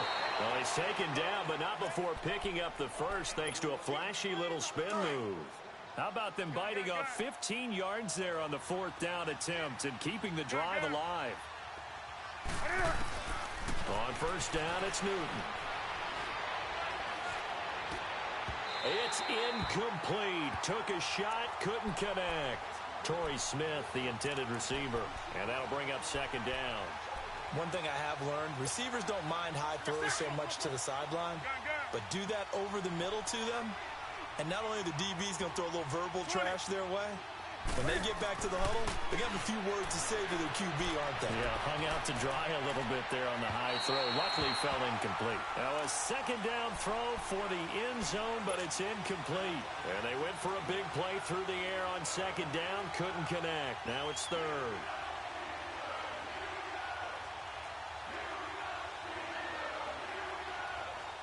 The Panthers on 3rd down. They've converted 3 times in 8 chances. This is 3rd and 10. To the air again, Newton. They'll set up the screen to McCaffrey. And they're able to get this one past the 30 down to the 25. Calling a gain of 10, and they pick up the first. It was funny during the draft process, someone said to me, well, whoever takes Christian McCaffrey, as it turned out it was Carolina, how are they going to use him? Is he going to be an every down back? Is he going to be a 3rd down guy? They're going to use him in the slot? What are they going to do with him? And I just said, yes. All of that. No doubt about it. This kid can do it all. And he did a nice job there out of the backfield to pick up the first. 6 yards was the pickup on the last completion, so here's 2nd and 4. Again, Newton. And that's going to be caught by Funchess for a Carolina touchdown. 4 touchdown passes now for Cam Newton. And the Panthers add on to their lead. That drive that really increased their cushion felt very military to me. Very precise, methodical. That's one of the words you've taught me. And they just got it done. And slowly but surely now starting to pull away a little bit. Things looking good for them here in the 3rd quarter. Not only pulling away, but you mentioned that slowly but surely. You also drain clock, too, with a drive like that. So you really give yourself an advantage. This will be fielded on the back line of the end zone.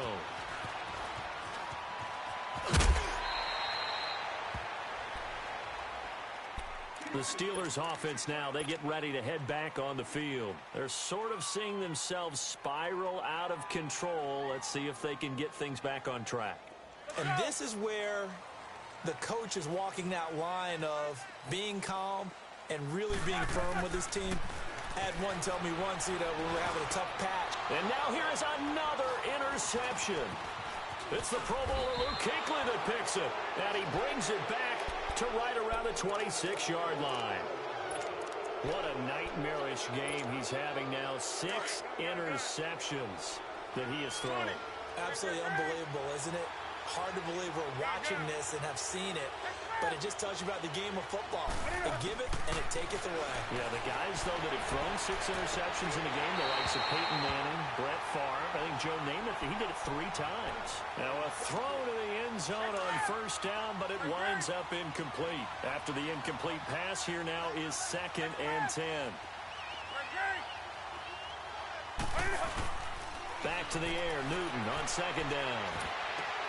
And look at this. Cam Newton intercepted a 3rd time. Picked up by the former first-rounder Artie Burns. And he's going to get this one to the 23-yard line.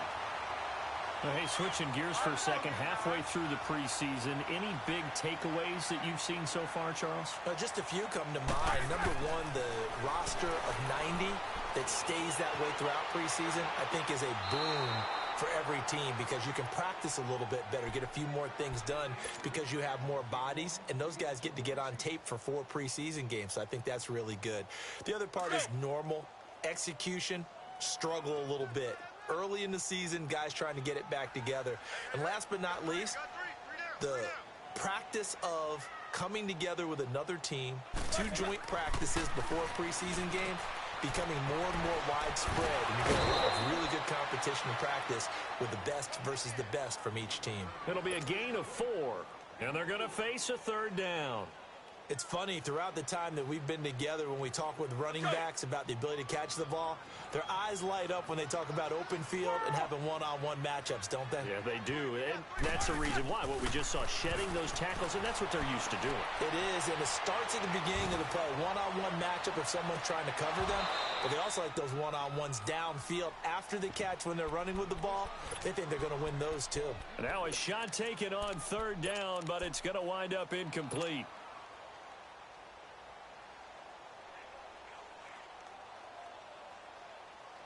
Roethlisberger will stay out there, and they're going to go for it on 4th.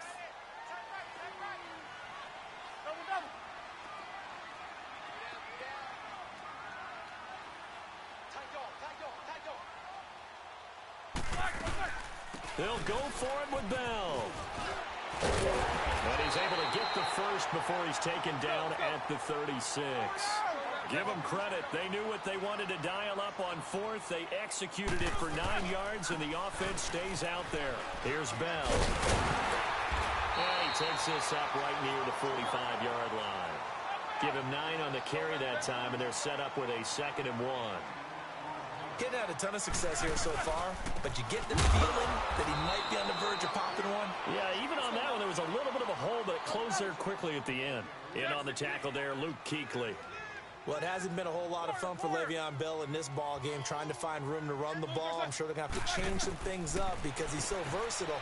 They've got to get the ball in his hand somehow and create some space because they're losing this game. Well, defensively, you got to key in on Bell, make him the focal point to stop it, and they've been able to do that. And he has gotten better every year he's been in the league, always adding something to his game, one of the premier runners in the NFL. Just a yard on the 1st down carry, so it's 2nd and 9. Tough day, tough sledding right there, and it's been that way the entire game. Not a whole lot of room to ramble for him. Yeah, you're right. It's been that way all afternoon. Didn't get a whole lot better there. Back now in Pittsburgh. It's the Steelers with the football, but trailing here as we get going in quarter number 4.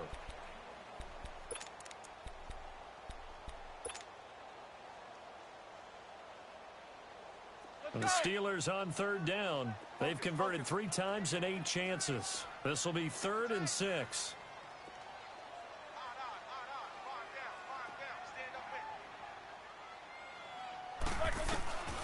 From the gun, it's Roethlisberger, eluding the pressure right. He may try and run for this. And he gets it inside the 35 and just shy of the 30. Scrambling not particularly a Roethlisberger strong suit, but he does get the job done there and gets a first. Now a 1st down carry by Bell. And he is met at the line of scrimmage, and he goes down right there. No gain on the play. It'll be 2nd down. He has elite instincts from his linebacker spot. He's able to diagnose the run and flies in like a missile to stop that one behind the line of scrimmage. And he is going to be stopped cold behind the line of scrimmage. They'll wind up losing 3 yards here. And that'll make it 3rd and 13. Out of the gun, it's Roethlisberger. Flushed out right. He gets it to Brown, complete. And he'll go out of bounds down inside the 15-yard line. That, I believe, will put him over 100 yards receiving for the game. Yes, it will. And he's got a 1st down to...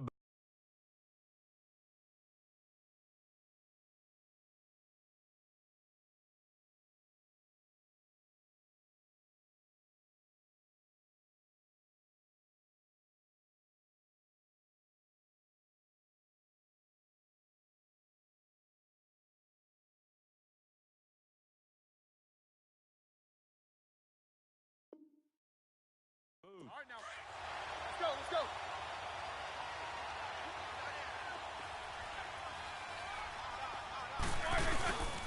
First carry for James Conner. And nothing doing. He's immediately taken down at the line of scrimmage. Tackle made there by Mike Adams, a strong safety. No gain on that run, and while this team is down, they're not out of it by any stretch of the imagination. Maybe you just have to think about different style of running in order to get this guy going.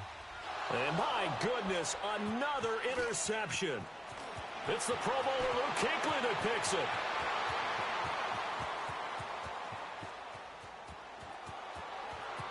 And he will bring this one back. It's a pick six for a Panther touchdown.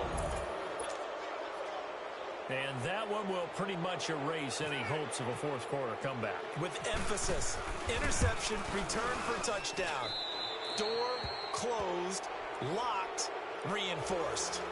Gano the extra point, and the decision to just kick the extra point winds up successful.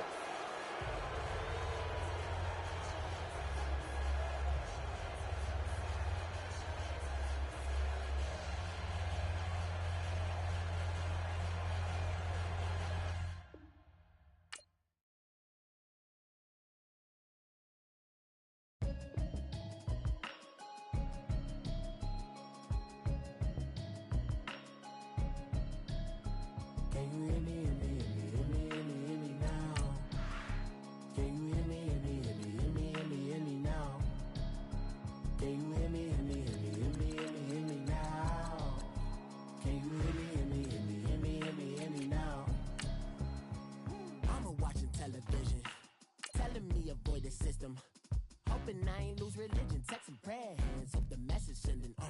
Know I've been blessed, I've been seeing prophets, busted yellow shirts, louder than the broccoli, dancing in my chucks, feeling out of body, say the man got me on. Can you hear me, hear me now? Can you hear me now? Can you hear me now? Can you hear me now?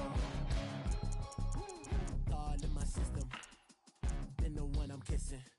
One might extensions out of look like expeditions on. Man, it's too loud. Hit me in your city, cause when I start spitting too much drive, need some power steering, cruising to a better vision, y'all. Can you hear me now? Can you hear me now? Can you hear me now? Can you hear me now? Mama, dirty the roads that I've traveled, but I'm on my way. Mama, trust all the steps on my journey, 'cause I'll be okay. I know it's gotta hurt when you know you could've had a president. Guess that I would rather be the man. Maybe one day I'll go back to school. Think I'm probably kidding, but I still mean it. They've been trying to screw me, but I've been a genius. Caddy looking more like home since I made moves. Can you hear me now? Can you hear me now? All right, Coach, thank you very much. It's the National Football League presented by EA Sports. A moment ago, here was the scene. The Falcons coming out from their tunnel to the roar of all the folks here in Atlanta. We're ready for football as these Falcons get set to match up with Drew Brees and the New Orleans Saints. Here's Bosher to kick it away. This is fielded a couple yards deep. And it's a pretty good return here as he'll get it up to the 29-yard line. Get set.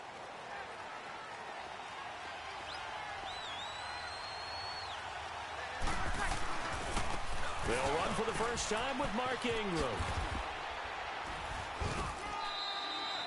5 yards is the tally on first down. That brings up 2nd and 5.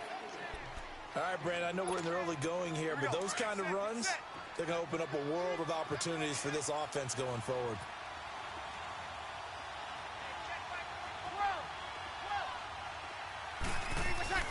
Now Brees throwing on 2nd down. Looking left side and completing it to Thomas. And able to get this one across the 45 before he's brought down. Brees on the hook up to Thomas for the New Orleans first. On first down, Brees. Flush to his right. And he's able to take it across midfield before going out of bounds. He'll wind up getting right about 4 there on the scramble, and it's 2nd down. Nice job there defensively. A great time to dial up a blitz. And give him credit under center instead of throwing it away. Actually, a pretty good job of getting past the line of scrimmage, not losing yardage. Breeze to throw on second down. The catch made over the middle again. And he's brought down. Breeze to another longtime vet, Ginn, for the New Orleans first. As long as you go through your proper reads and progressions, the drag route can be one of those old reliable plays because usually it's good for a good chunk of yardage, as we just saw there. And those guys like it, right? They can get the ball with a full head of steam. Especially against man coverage, because man coverage, we're typically running away from someone and not worried about traffic coming out on the other end. The completion good for 3, and it's second down. On second down, Ingram. And he'll get a little over 2, maybe a full 3 down to the 32-yard line. Well, they had that one sniffed out. Excellent run blitz. Stop that one for a short gain. What makes a good run blitz a good run blitz? The ability to stay on task, to follow up your assignment, go to the gap you're supposed to cover, and not be deterred by anything else. Now Breeze. Escaping the pressure right. And he'll just toss it away. So he throws it away, and that brings up 4th down. Not too many things get to a quarterback of this magnitude, but I think it's safe to say that pressure can get to any quarterback. Now, he's obviously a great franchise quarterback, but felt the pressure, threw it incomplete. And Lutz puts this one through. And the Saints are going to take a 3-0 lead. Well, of course, you want to find the end zone, but, you know, you go on the road, you get 3 points. I think you take it. Yeah, pretty good start to the day for them, don't you think? Right? You go out there, get the 3 points. Now, look, it's not going to silence this crowd, but it might take a little bit of steam out of them right off the top. And he's up past the 20 to the 22-yard line.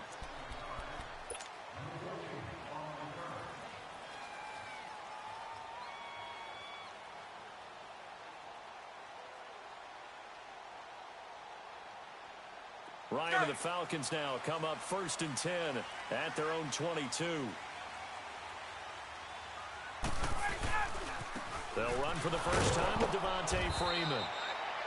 And he is going to lose yardage here. That's going to go as a loss of 2, and it'll be second down.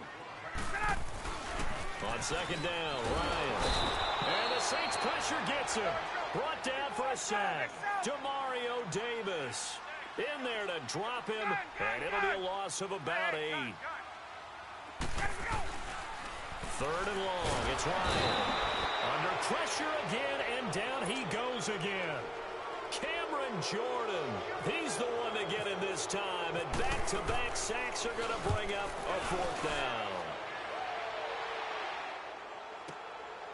Taking it about the 36. Nice job bringing that one back. 14 on the return. And the Saints will have a short field in front of them. They take over here, 1st and 10.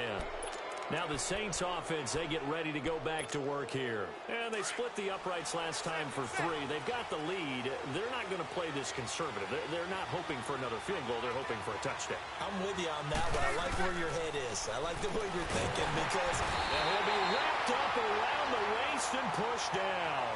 Jack Crawford forcing his way through there to drop him for a loss of a good 10 yards.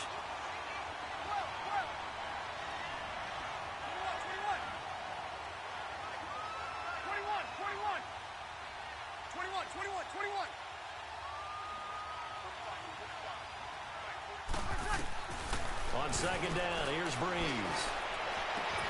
Catch here, left side, Thomas. A gain of 32 that time. There will always be a place for methodically marching the ball downfield. But when you can pick it up in big chunks and strike like that, have explosive plays, that's often the difference in winning and losing. Those types of plays that can knock a defense off balance, that'll drive a team towards a victory. Now Breeze is going to leave this for his running back. It's complete. And he went nowhere. He'll lose yardage back to the 29. It'll be a loss of a yard, and that'll bring up a 2nd and 11. Breeze to Ingram on the draw. And he's going to fight his way forward here for a modest gain. He gets them a little over half of what they needed. Now they're looking at a 3rd and 5. A quick burst there, and he nicely bit off a pretty decent game. From the gun on third down, Breeze. Under pressure, and he'll go down. Sacked back at the 31. Grady Jarrett with a big-time sack on third down, and it'll be a loss of 7. And Lutz's kick is good. And that'll make it 6-0 here in the first. So scores on their first 2 possessions, but 6-0, so field goals probably not what they were hoping for. Man, you're exactly right about that. Not what they were hoping for, but they should be happy that they have points on the board. It almost feels like that old slow and steady wins the race, doesn't it? In this case, though, they want to be slow and steady now, but get explosive later and put the points up on the board.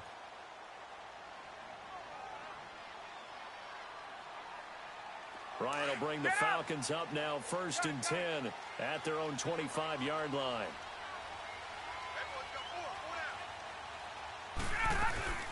The former Indiana Hoosier here, Tevin Coleman.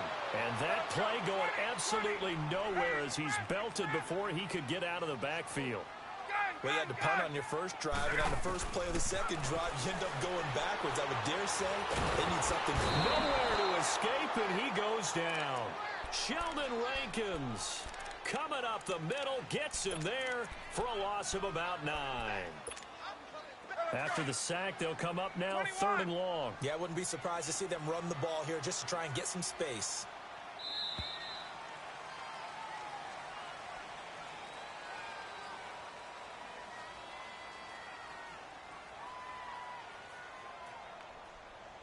Alongside Charles Davis, Brandon Gaudin, it's the Falcons in possession to begin quarter number 2. They do, however, have a tough 3rd and long coming up.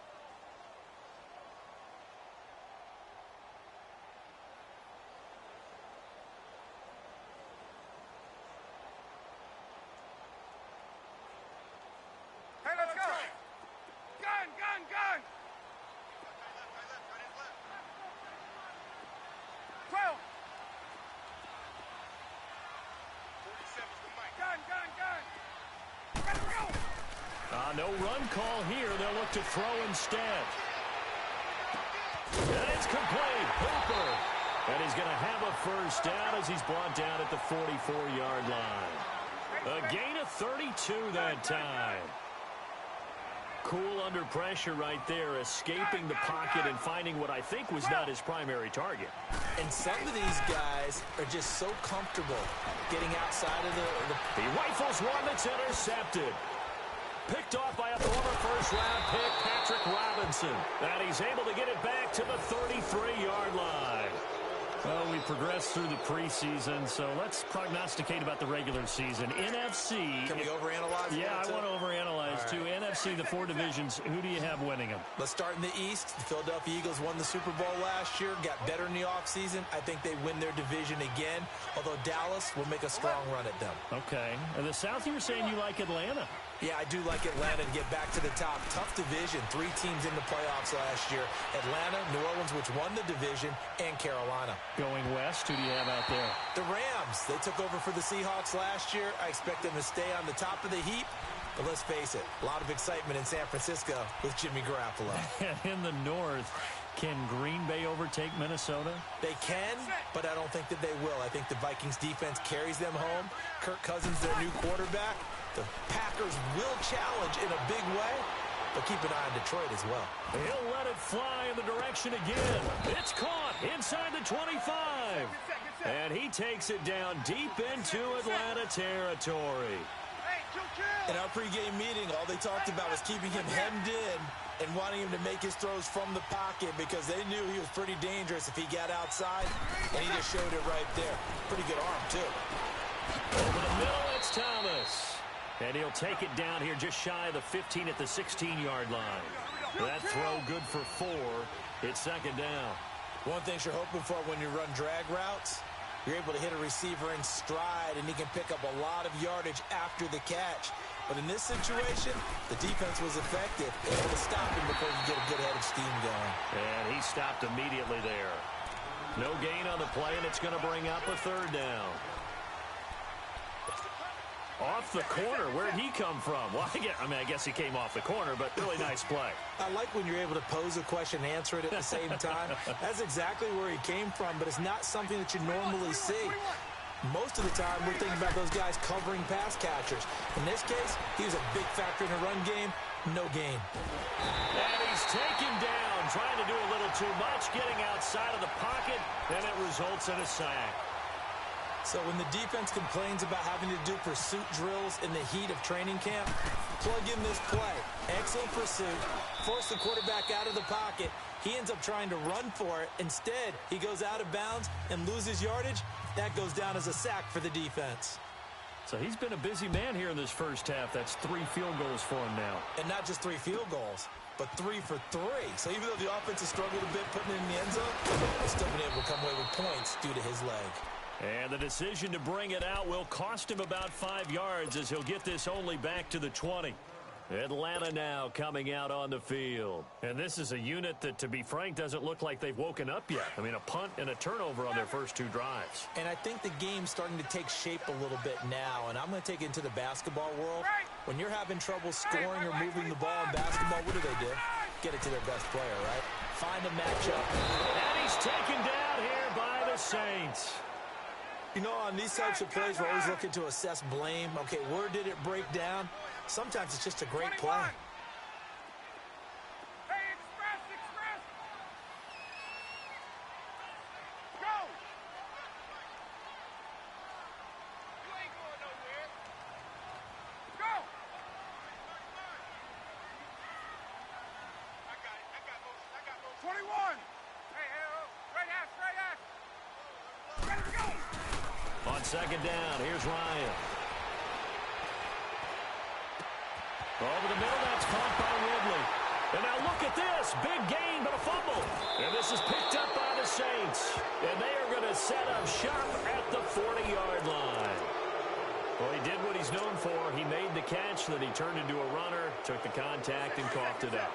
And all I remember as a player, when they catch the ball, when those acrobatic guys catch it, you have to make them pay sometimes. You have to put it on them. Big tackle, knock the ball. Trying to set up the screen, and it's intercepted. Picked off at the 46. And his guys will set up shop at midfield at the 50-yard line. Ryan and the Falcons now come up 1st and 10 right at the 50-yard line. After the interception, here's Ryan. And he can't escape the pressure. Ryan goes down. Alex Okafor in there to take him down and to take us to the 2-minute warning. 2 minutes remain here in the first half.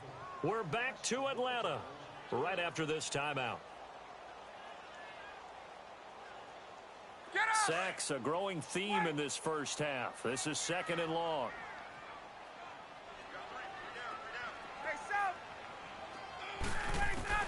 Now Ryan on 2nd down. Throwing over the middle, and it's incomplete. A hat tip to P.J. Williams there defensively, making sure that one didn't find its target. This defense has been very disruptive early on as they force another one to go awry. Seems to be the front and the back end. Pass rush, they've been able to get home, and they're taking the ball away in coverage as well. I love how you put it together. The front and back working in sync, only way to play good defense. Steps away to his left. Looking deep for Julio. Into double coverage, and it's intercepted. Picked off by Marshawn Lattimore. And a big turnover there as his guys will get the football back.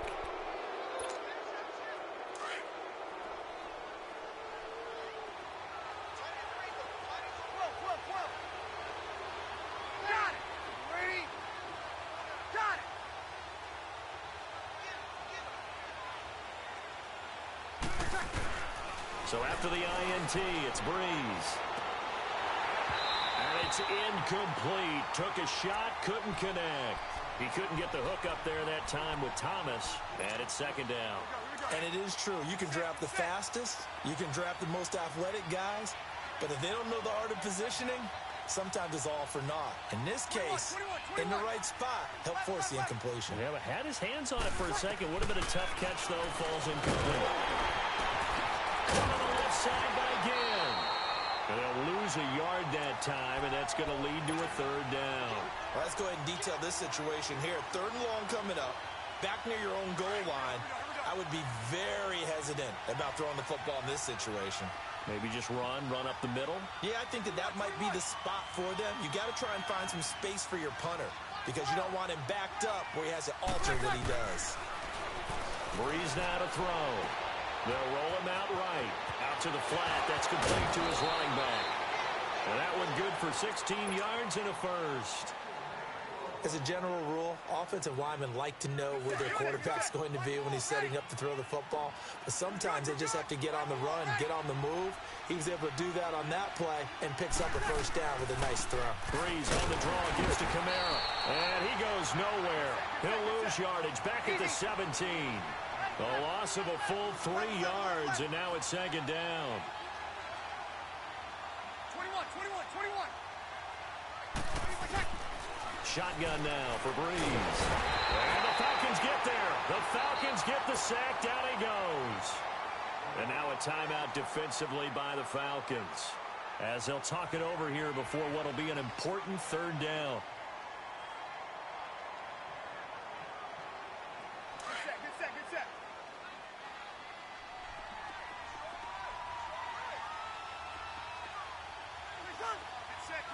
Good set. Working from the gun, it's Breeze. Into heavy traffic, and it's intercepted. Picked off by the safety here, Ron Parker. And his guys are going to get the football at the 28-yard line. That's sort of a second quarter to forget for him. Now 2 picks in this frame. Almost as if the first one that he threw, he couldn't shake, couldn't get it out of his head. He ends up throwing a second one as a result. Compounds the mistake a little bit. Yeah, you got to be able to forget, compartmentalize, whatever you want to call it, and move on. He hasn't been able to do so here in the second. And an incomplete pass. That'll stop the clock here with just under a minute to play in half number 1. It's been my observation there's been a nice variety of play calling defensively. You and I often talk about an offense's ability to keep a defense off balance with what they're doing. I think the converse has been true in this game. Yeah, I think you're right. They seem to have gone off tendency quite a bit, but only the second quarter, a lot of time to change things. Letting one go deep for the end. And this is going to be intercepted. Picked off by a former first-round pick, Patrick Robinson. And a big turnover there as his guys will get the football back.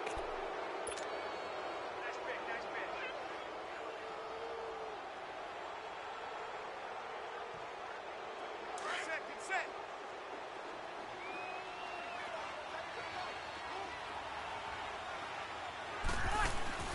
Trying to shake off the interception. He'll look to throw. That's caught by Meredith right side. And they'll get him down here at the 23. The completion good for 3, and it's second down. The goal of a wide receiver screen is get enough blockers in front to create a wall and let him pick his spot to run the football. How about the defense there, swarming to it and not allowing that to happen? Did not let him get downfield. Now a deep ball there on second down, but it'll wind up incomplete. And he's unable to grab it. Thought he might have had position, couldn't hold on, third down. The Saints on third down, just 1 for 5 to this point. This is 3rd and 7. They go play action for Ingram. Now Breeze. Eluding the pressure right. He can run for it, and he will. And he'll be out of bounds across the 30-yard line. A good decision in the end to pull it and run, get some 9 yards and a first. Break it down, let's break it down. 21.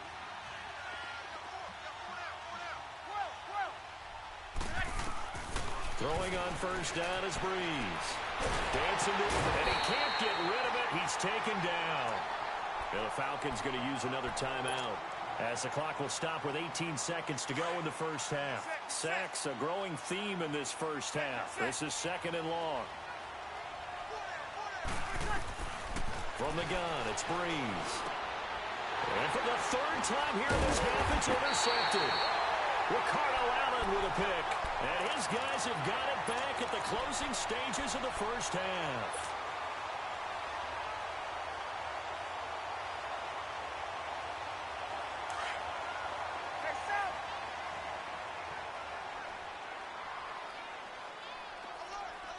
Tuesday. They go back to the air here after the INT on the last drive. And oh, it'll be intercepted. Picked off by Marcus Williams. And his guys have got it back at the closing stages of the first half.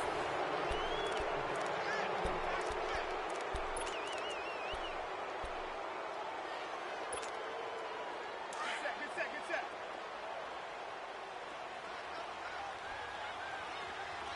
Under. 36. The final shot before half for Breeze. Flush, and he's going to go down. Couldn't get a throw off with the pressure. Maybe that was for the best, as that brings us to the end of this first half of play. So we have reached halftime with the visiting Saints out on top. As we send you to Orlando to check in with Jonathan Coachman at our EA Sports Halftime Report. Coach? All right, Coach, thank you, and we welcome everyone back for quarter number 3.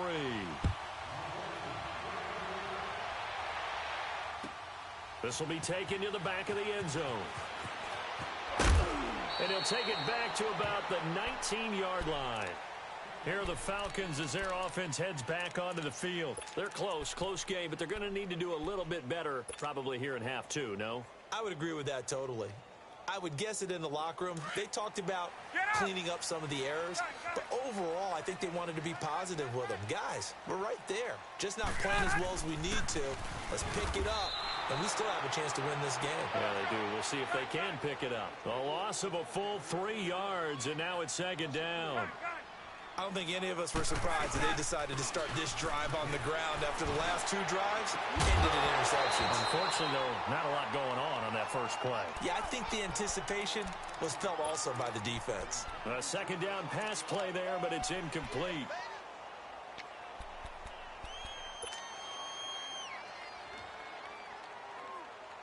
The Falcons on third down. Just 1 for 3 thus far. This is going to be 3rd and 13. Tuesday. Gun. Ready. Hey, express. Out of the gun, it's Ryan. He's got xSUU. And they're going to get this one all the way out across the 45. That one goes for 29 yards on third down. Well, we always hear about the connections some quarterbacks have with certain receivers. I think this guy has a connection with just about everyone. Didn't mind throwing it in there against double coverage to him. Shows some confidence, supreme confidence. Big-time confidence that he would make the play for him, and he did. On first down, Ryan. He's going to air one out. And now here is another interception. Picked up by Ken Crawley. And the return here will go to the 31-yard line. The interception woes, they just continue to mount. He's thrown 5 picks. At this point, you got to be thinking, is it something between the ears? I think a confidence hit does occur once you start getting those numbers up there a little bit. But as you and I both know, it's not always just one guy's fault. Maybe somebody ran the wrong pattern. Maybe some balls were tipped. It could be so many different things. Bottom line, though, it comes back to the guy throwing them. It's a 6-yard gain on the ground, and that'll make it 2nd and 4. Again, they'll run with Ingram. Powers ahead at the 45. And able to get this one across the 45 before he's brought down. It's a 10-yard pickup, and it moves the chains.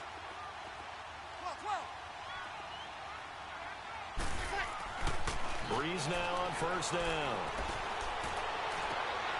And his pass is intercepted for the 4th time today. Picked off by Robert Alford. And a return across midfield and to the 46-yard line. Well, Charles, he's thrown 5 picks in a game before, and right now, after that one, he's standing on number 4. And right now, your defensive coordinator is asking the offensive coordinator, can you do anything to slow this down? Because my guys have to keep running back out on the field, so play calling may come into it a little bit. And my goodness, another interception. Picked off by Marshawn Lattimore. Oh, he shifts past him. And he will take this all the way up past the 40-yard line. Thought they had something going there to break that goose egg here in the second half, but to no avail. Hope was alive until that interception. What a terrific play, taking the ball away after it looked like they were starting a drive. And now that shutout still standing. You know that's something those defensive guys hold a lot of pride on, too. No doubt about it. They are excited about where they are in this game. Trying to shake off the interception from the last drive. He'll look to throw. And he'll wind up losing 5 yards or so on the return, but no matter, they've got the football back. This defense figured out something in the locker room. That's 2 third-quarter picks now. And you just wonder, did he get too comfortable in the locker room himself? His team has the lead. Take care of the football. He's putting them in jeopardy right now. From midfield now, here's Ryan. And finding the tight end, Hooper. And he coughed it up. Now I have to admit, partner, that I've often thought that I don't like this rule, where the offensive player fumbles the ball, it goes out of bounds, and they get to keep it. That's just because you're a defensive guy. That's why you don't like it. Yeah, you're right. It is a slanted view, isn't it? But this is where, for the offensive team, the sideline is their friend. Usually it's not their friend. Yeah, exactly right. I actually played for a guy in college. You know what he used to name the sideline? Sammy. Sammy sideline, and use him well. A very nice pickup of 33 yards. So the defense blitzed. A nice job picking that up, completing the pass. And how in sync was the quarterback in his center on that play? They saw the blitz, made the appropriate calls, got the line engaged, because now they know there are going to be extra guys coming at the quarterback, so they got their assignments down pat and kept them away from him, and he's able to step up in the pocket and fire one now for a really good strike. Line of scrimmage, again the 4-yard line. 2nd and goal. They'll give it to him up the middle. And he'll be stopped about a yard shy of the goal line after a pickup of about 3. Well, they're hoping that the second half is better for him than the first half. They've got to find a way to get him going. He's a big part of their offense. And now the Saints are going to take a timeout on defense. It's just their first, so 2 remaining as they burn one here in this 3rd quarter.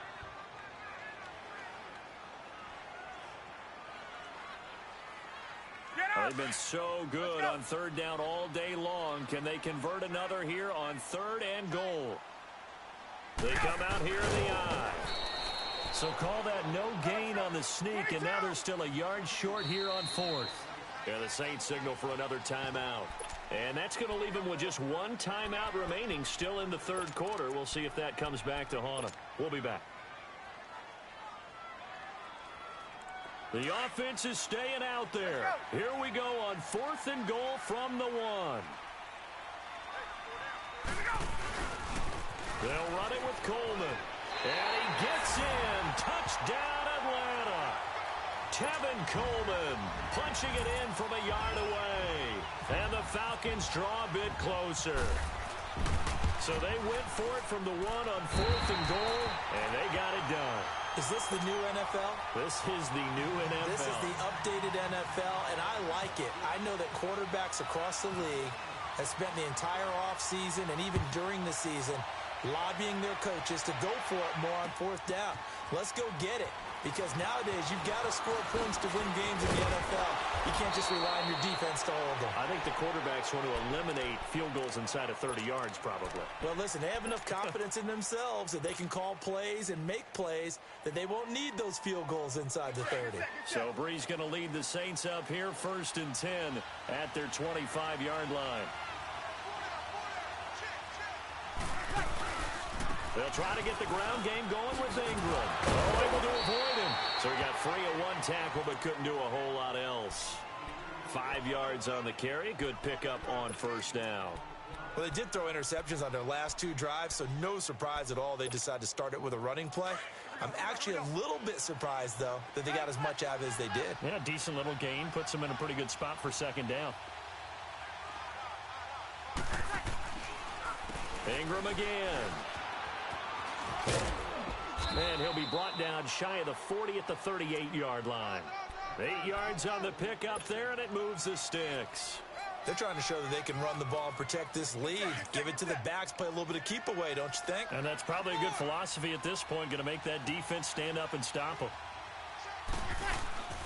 This is Ingram on 1st and 10. And that play is blown up, losing yardage back at the 35. A loss of a full 3 yards, and now it's 2nd down. Anytime you call an inside running play, you just know there should be a lot of congestion there. You're counting on your offensive line to take control of the line of scrimmage. That didn't happen in this case, and that play got bottled up. And both guys were there, but it falls incomplete. We've seen good cover skills on display throughout this game, really from both teams. And there's another nice example there of them making it difficult to complete a pass. The Saints on 3rd down. They've converted just 2 for 6 thus far. This is going to be 3rd and 13. Now Breeze. And incomplete. The contact made the ball roam free and brings up 4th down. You hear the calls for a penalty, but I just don't think so. I think in this situation, the defender was making sure his guy couldn't hold on to the football. So I don't see anything to warrant the flag. No, I'm with you. There was contact, but I'm happy they kept that flag in the back pocket. Atlanta now coming out on the field. And things are starting to move in the right direction. They get the touchdown last drive, then their defense gets them the football back. Yeah, now they have a chance to get the lead if they can put something together here. And I'm eager to see how they decide to do it. Do they want to be methodical, or do they want to take the big strike and go after it right now? Gun. 12. 11. Hey, gun. On 1st and 10, it's Ryan. And the Saints pressure gets him. Brought down for a sack. Now the offense going to use the first of their timeouts. That'll leave them with 2 remaining. We'll be back after this.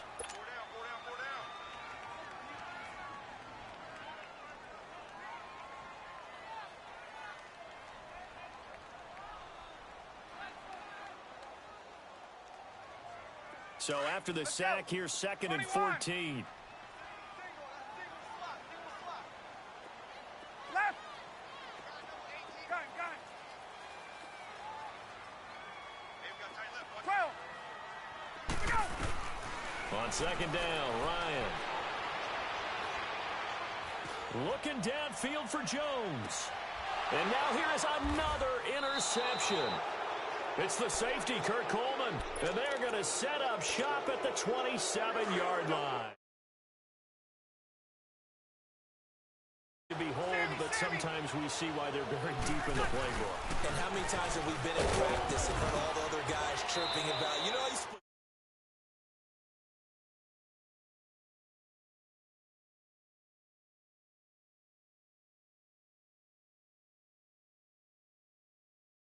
is break the game down a little bit. Don't let your guys see too deep into the game, into the future, and say, oh, we got to get here. No, right here, right in front of them, melt the clock down, get to the 4th quarter, try and keep going. And try to keep that lead. Exactly. On 2nd down, Kamara. And he'll be limited to a short gain up to about the 34-yard line. The safety, Keanu Neal, there to make the tackle. That's it. That's what you want. Straight ahead, positive gain. Just keep that clock ticking.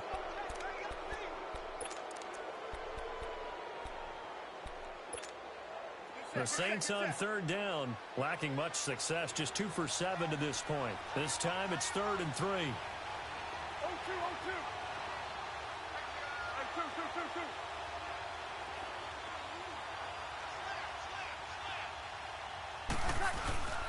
2. They'll try to run for the first with Ingram. And just shedding him off there. And he'll be out of bounds up past the 45. A gain of 13 and also a 1st down. I know we're in the era of wide-open football, a lot of spread formations, more space, but there's still a spot for power football, and we just saw some of it right there. How about that run? Yeah, breaking the tackle, and, late in this game, he wants the football in his hands. He's had a good day. And he'll fight his way forward to about the 48-yard line. 2 yards on the carry there. It'll be 2nd down. Offensively with the lead, you want to run the ball, keep the clock going, but you also want to still kind of be in attack mode too, right? So how do you do that and not come back on your heels? Yeah, think about all the practices we've watched where they have that tempo period to go over things. Nowhere to escape, and he goes down. Deion Jones in there with pressure yet again, and that's the 7th time they've dropped him here this afternoon. 3rd and long now after the sack of Breeze, and the Saints up against it here.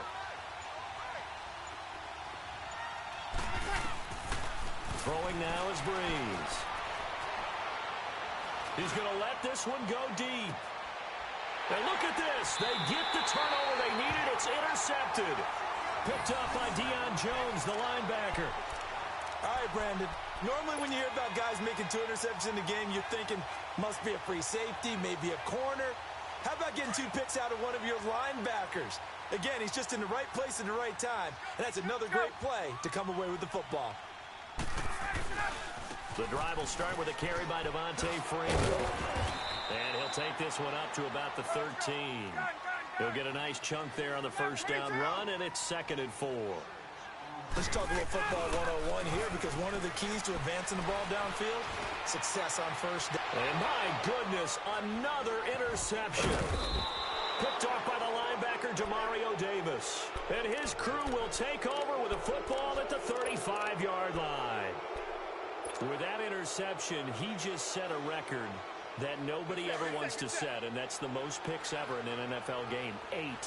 The 8. The last time we saw 7, 2001, right? Yeah, it's Ty Detmer. He's with the Lions at that time. To get to 8, are we sure he knows what color jerseys his team's wearing in this one? I don't know. It has not been good.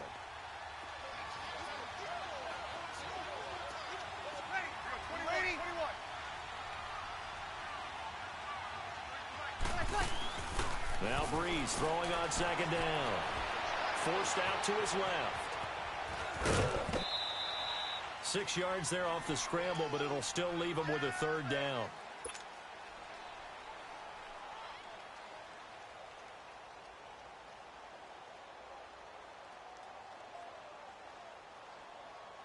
As big of a play as we've had in this one so far. This is 3rd and 3.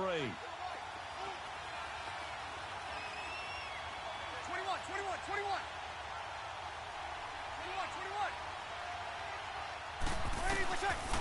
Breeze going to throw. Nowhere to escape, and he goes down. Grady Jarrett in there to get him his 2nd sack now of the afternoon. Great job defensively. I think he was trying to go through his progressions, find someone to get rid of the football. Before he knew it, he was on his back. So that just brings us right back to what you said in the beginning. A great job defensively. Nowhere to go with the football. That led to the sack.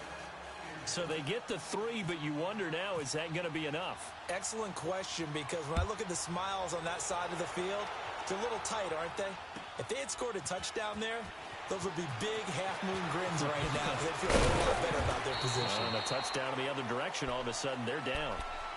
And here now come the Falcons. And they've sort of lost their way, partner. How do they recalibrate and get this proverbial train back on track? Well, this is where leadership really comes into play. How's the head coach handling it? The offensive coordinator? Sometimes they just make a joke. All right, guys, had your fun? All right. Throw it out the window. Yeah, let's get back on track here. And sometimes that'll work just fine. I guess it's time now to lean on that leadership. Now Ryan on first down. Looking deep for Julio. And this will be caught at the 30. And he'll be down deep into New Orleans territory. A big play there, Ryan to Jones, 58 yards. Time for a break. We'll come back for the electrifying conclusion after this.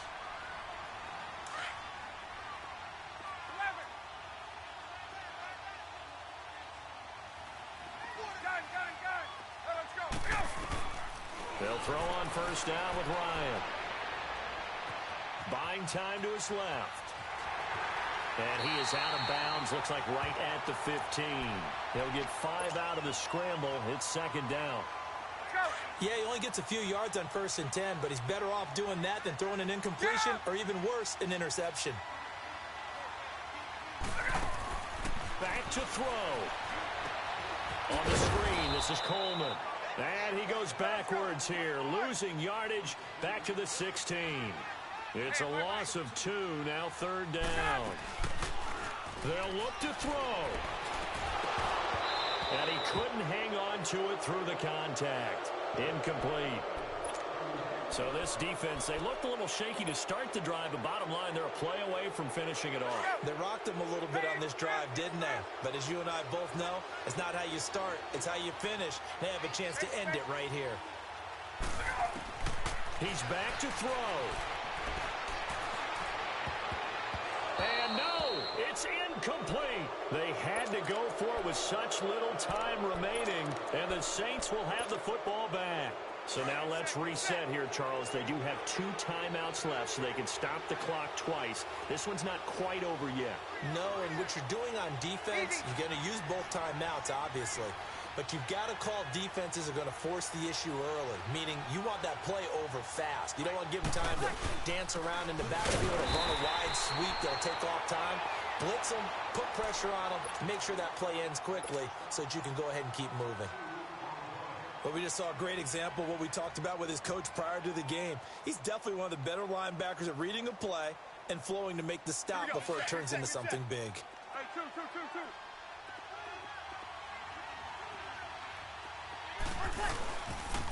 Now the pitch comes to Ingram, and he'll lose yardage here. Back at the 11, he goes down. Falcons going to use their 3rd and final timeout as they'll head to the sideline and talk over what to do next. The Saints on 3rd down. They're hitting at just 30%, 3 for 10. This will be 3rd and 15. They toss to Ingram, and he's got some space here. And he'll be a couple yards shy of the 20 at the 18. A good pickup there, 7 yards, but it brings up 4th down. Nice job there defensively on 3rd down. Not only did they string the play out, but they didn't allow any room for a cutback. Really well organized on the defensive side.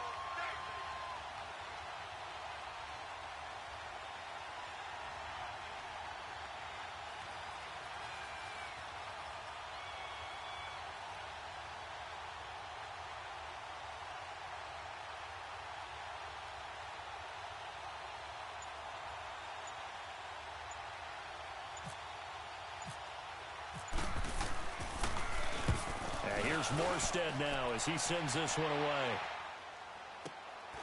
This is fielded at the 27. Well, he wasn't too far from breaking that. Officially, give him 15. And the Falcons will be taking over 1st and 10. Atlanta now coming out on the field. 1 possession game. Time very much a factor.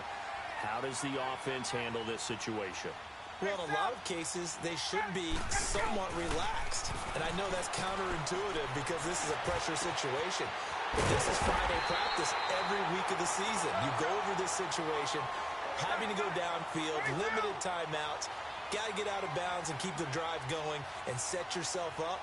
Defensively, you can't just lay back and let them do whatever they want. So it is a cat-and-mouse deal here. How much pressure will the defense bring, and how much pressure can the offense handle? We're going to find out. Now a throw to the end zone on 1st down, but it winds up incomplete.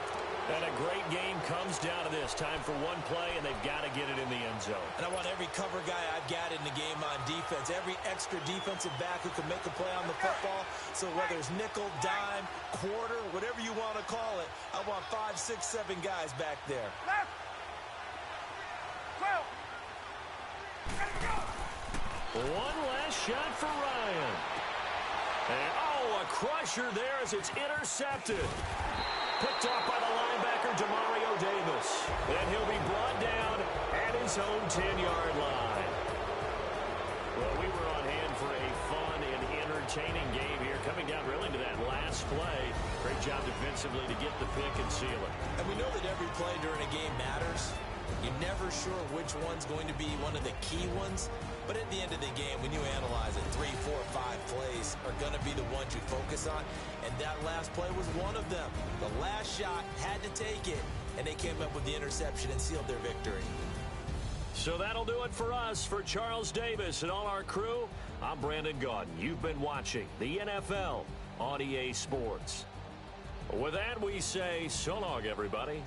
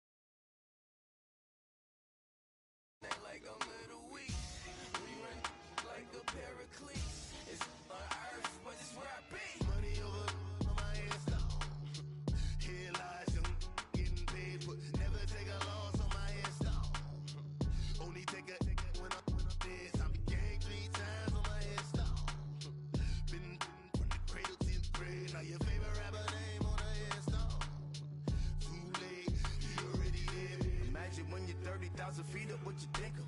Oh, I hated knowing that my thoughts had turned to dream, cause I never knew I'd get my chance to link up.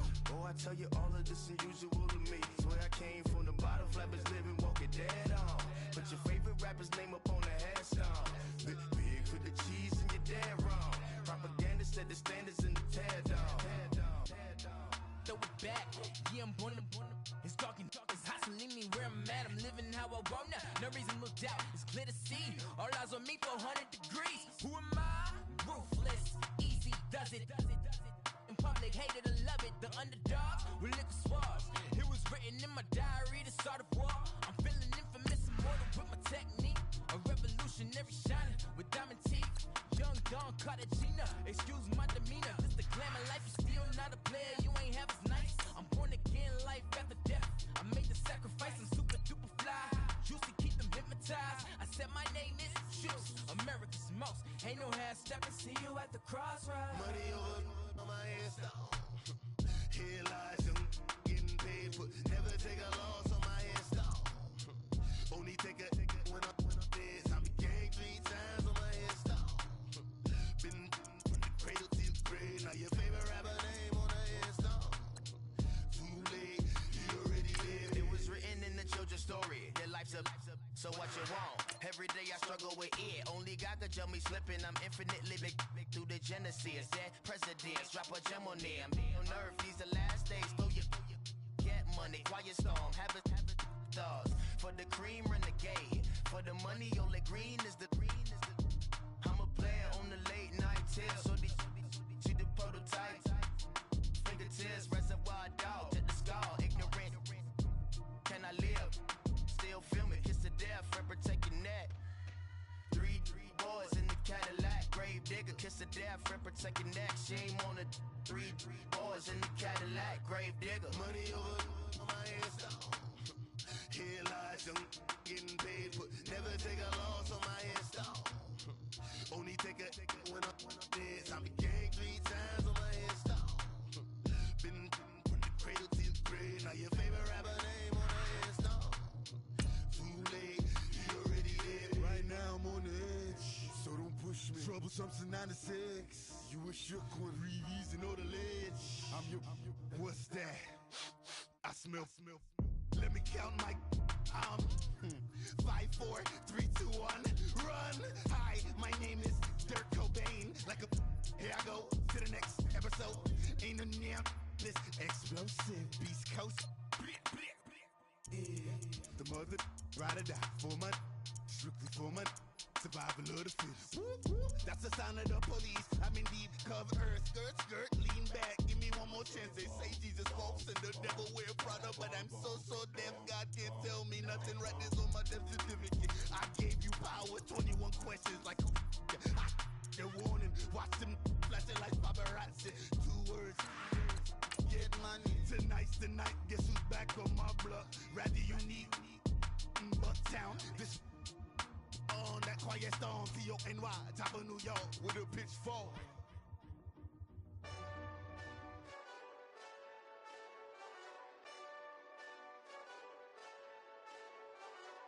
Hey, this that Eastside Johnny Big Redemption like. Know what I'm talking about? Hold up. Whoa. Get out the way, get out the way, get out the way, yeah. Get out the way, get out my way, yeah. You either with me or against me, though.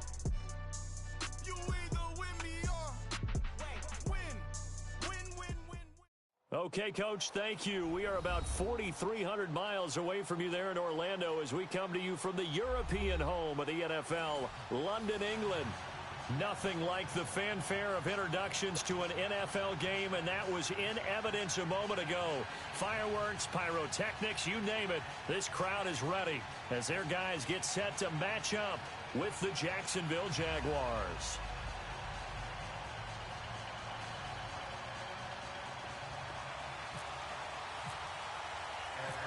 Here's Bosher to kick it away. This is taken about 7 yards deep. And no run back here. This will be a touchback, and it comes out to the 25-yard line.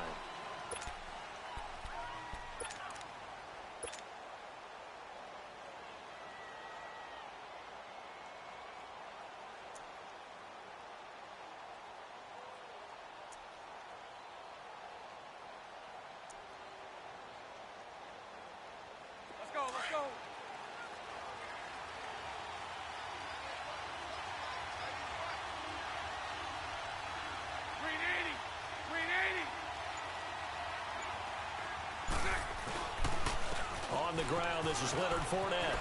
And they're able to get this one across the 35. That one good for a gain of 13 for Jacksonville and a first down. And there we see an early burst that makes him one of the leading rushers in the league. Well, I want you to know, I listened to you yesterday when we were watching film. You said write down the word vision for him. It was on display there, wasn't it? It certainly was, because he allows the blocks to set up in front of him. And if that continues, it could be a long afternoon for those guys trying to play some defense. And that one goes for about 6 as he's taken down just shy of the 45. And there we saw one of the downsides of blitzing during a rundown, because sometimes you get out of your gaps. You don't fit the run quite as well because you're headed towards the ball carrier with abandon. Lucy. 11B. On second down, here's Bortles. And nearly an interception here on their opening drive. But instead, third down. One of the toughest things about playing defensive back is pattern reading, trying to figure out what they're doing. And on that one, they had the fly, just sending a guy downfield with the in route accompanying it, what people call a dagger route, trying to hit the guy underneath after the clear out. In this case, though, they're not able to get it done. Yeah, they said forget the underneath route. They went for the guy on the fly, but as you said, incomplete. Now they face a third down and 4 after that incompletion on second down. Now Bortles. And he's going to be grabbed and pulled down. Deion Jones able to get him down for a loss of 11 on the play, and it'll be fourth down. And the Jaguars send out their punter. Justin Hardy deep for Atlanta.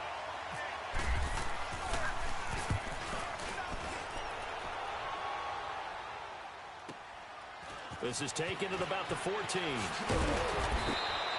So a change of possession here on the punt. And the offense will take over with a new set of downs.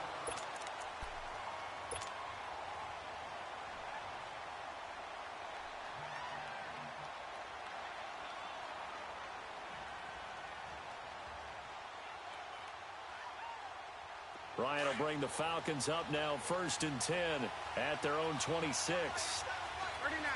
Go. They'll try and run for the first time with Freeman.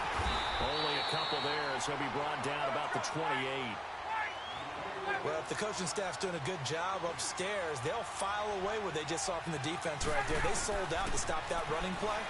I'd say keep that in mind. They want to try that again, go play action, hit them over the top. And he's unable to grab it. Thought he might have had position, couldn't hold on, third down.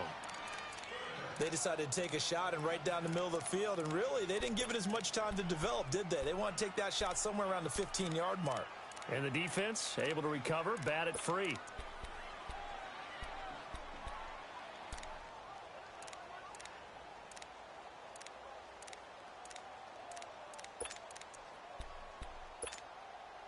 An incomplete pass on that last play, and that means they'll need to come up with something here on third down. On third down, Ryan. It's caught, Jones. And he's taken down, but not before he gets this into enemy territory across the 40. That one goes for 36 yards.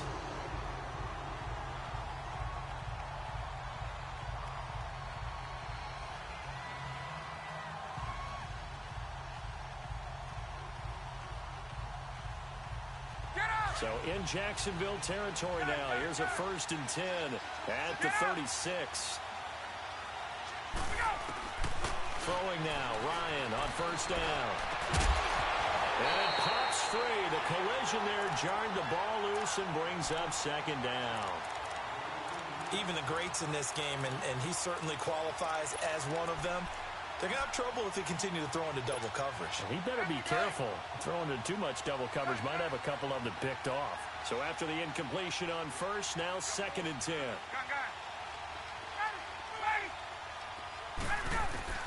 2nd and 10 now. Ryan.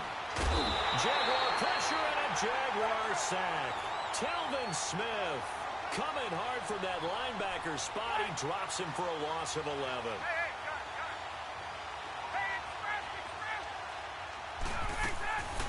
Third and long. It's Ryan. And he'll be hit as he releases it, and that'll fall incomplete. Pressure, and that's certainly going to be a key to this game going forward. And that time, they were able to get in there and influence the throw. And remember, quarterbacks got to get rid of it. They don't have the tucker roll that they can fall back on anymore.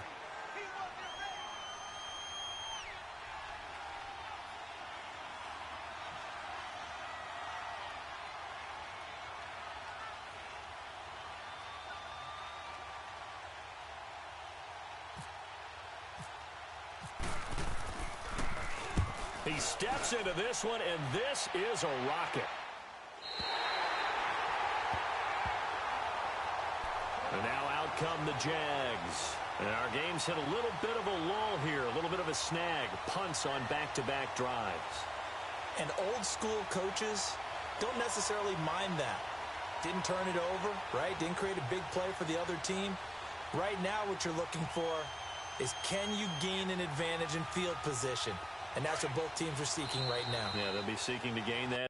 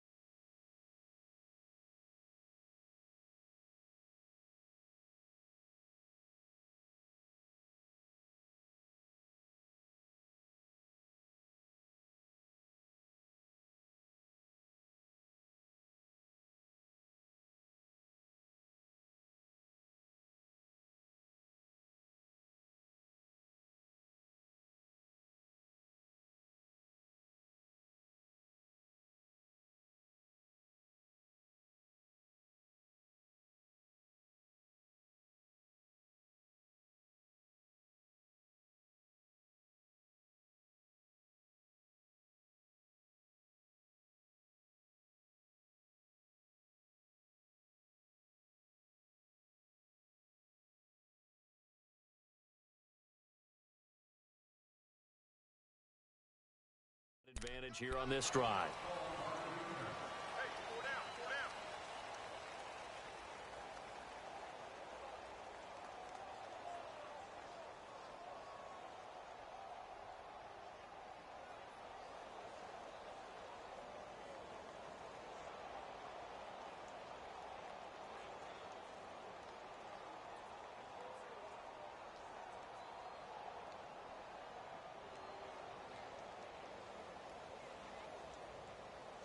Bortles leads the Jags up 1st and 10 at the 20. 11. Bunch right. So right. Switch.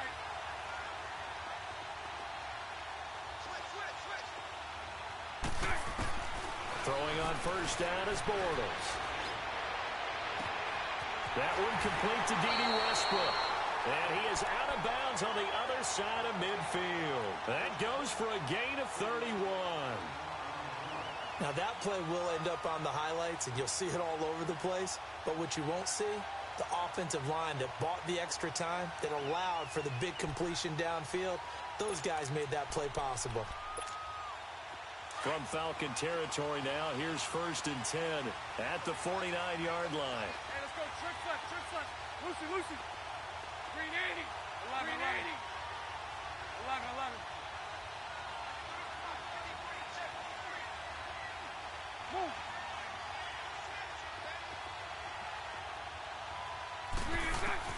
Bortles now on 1st down. Looking long for Westbrook. So they took a shot on 1st down, but couldn't connect. One thing I know from experience is that when the deep ball is thrown and you're the defender, you've got to fight that little bit of panic that emerges. You've got to play the ball really well. It's a 50-50 jump ball play. And guess what? They took a shot. How are you going to win it? And in this case, they managed to get it done. So now 2nd and 10 after the incompletion on 1st down.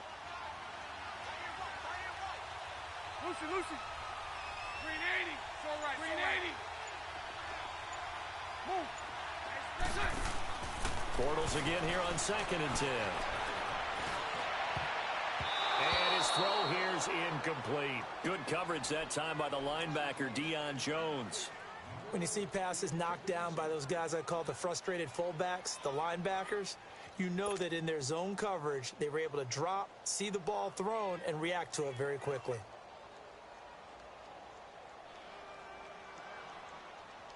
So now 3rd and 10, a big play to start the drive, but nothing since. Hey. 11. 11. Move.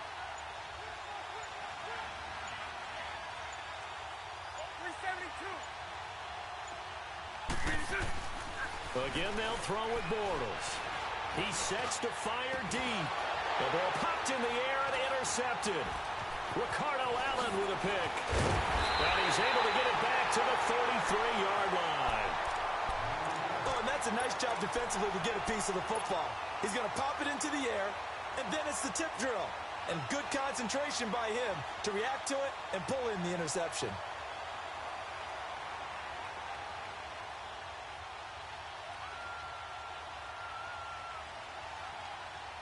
Ryan and the Falcons now come up 1st and 10 at the 33-yard line.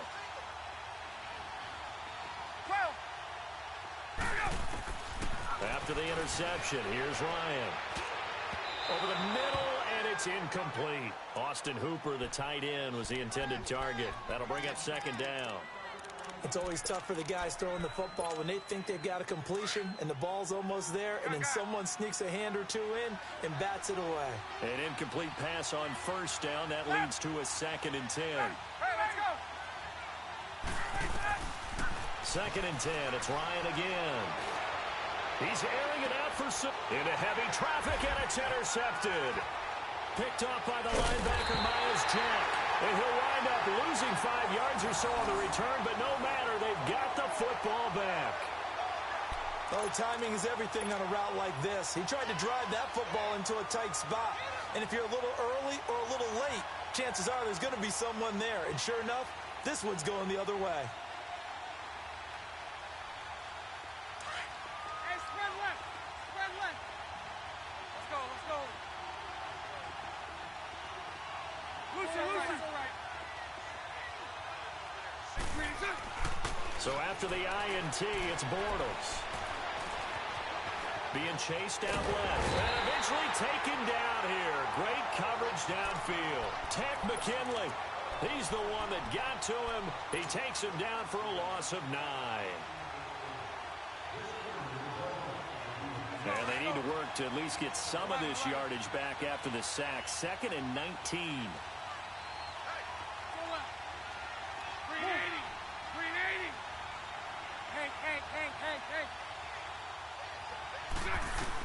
Bortles to throw on 2nd down.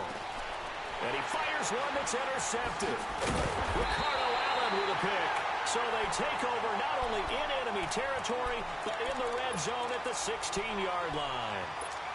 That interception sets them up beautifully already in the red zone. And you can hear it all the way up here.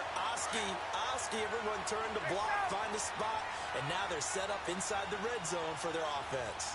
Gun. Ready. 25.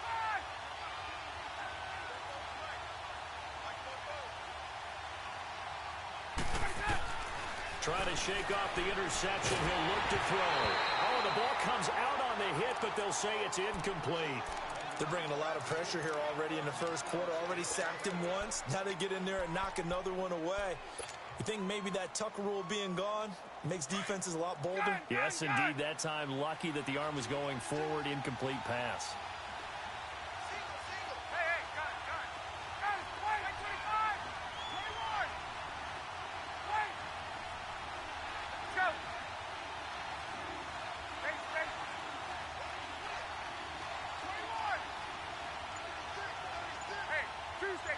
Tuesday. Hey, white. Gun. They snap it at 1. Now Ryan. And he's not able to get away. Sacked back at the 22. Calais Campbell in there to bring him down for a loss of 7.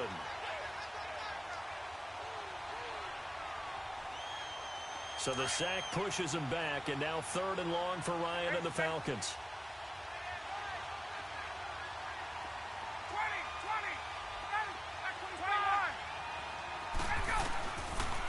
the gun, it's Ryan. And this is going to be incomplete. Jalen Ramsey right there in coverage to knock it away. Well, it certainly appears that they're going to try and keep getting him the football. That's the third time they've looked in his direction. Unfortunately, haven't completed one yet, but I'm not sure they're going to shy away from him. They feel like they've got something there, and they want to capitalize on it. I think you're right. We're only in the first quarter, so a lot of opportunities ahead. And how about this? 4th and long, and they're going to go for it. They'll try and throw for it with Ryan. And my goodness, this is incomplete. Boy, it looked like he had it and dropped it. And the Jaguars are going to take possession here on the turnover on downs. Bortles leads the Jags up 1st and 10 at their own 22.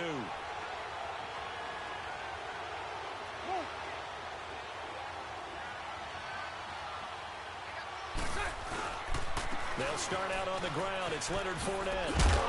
And he'll get this up over the 25 to the 26. Vic Beasley able to make the tackle. When we see those runs to the perimeter, when we see those runs to the edge, we think about big breakers, don't we? In this case, it was a modest gain, but it does open up possibilities here on 2nd down. Alongside the former defensive back Charles Davis, I'm Brandon Gaudin. It's Jaguar football as we begin quarter number 2. They've got it 2nd and 6 to start things out. Lucy. 380. It's all right. 380. Move. Omaha. Lucy. S54 Ricky. Shotgun now for Bortles. Throw left side complete. That's Cole. And he takes this one just shy of midfield all the way to the 49. 23 yards on the play. 372.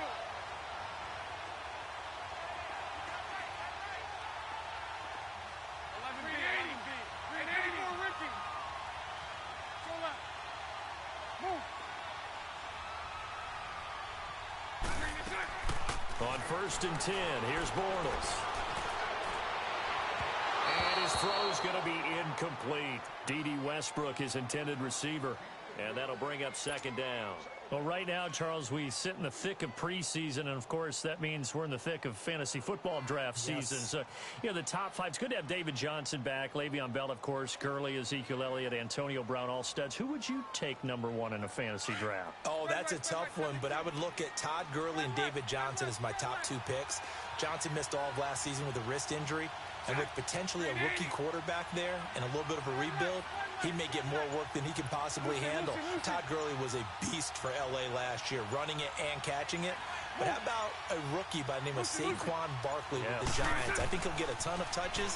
And Alvin Kamara, he showed what he could do last year, both running it and catching it. That's caught inside the 20. And he takes it down deep into Atlanta territory.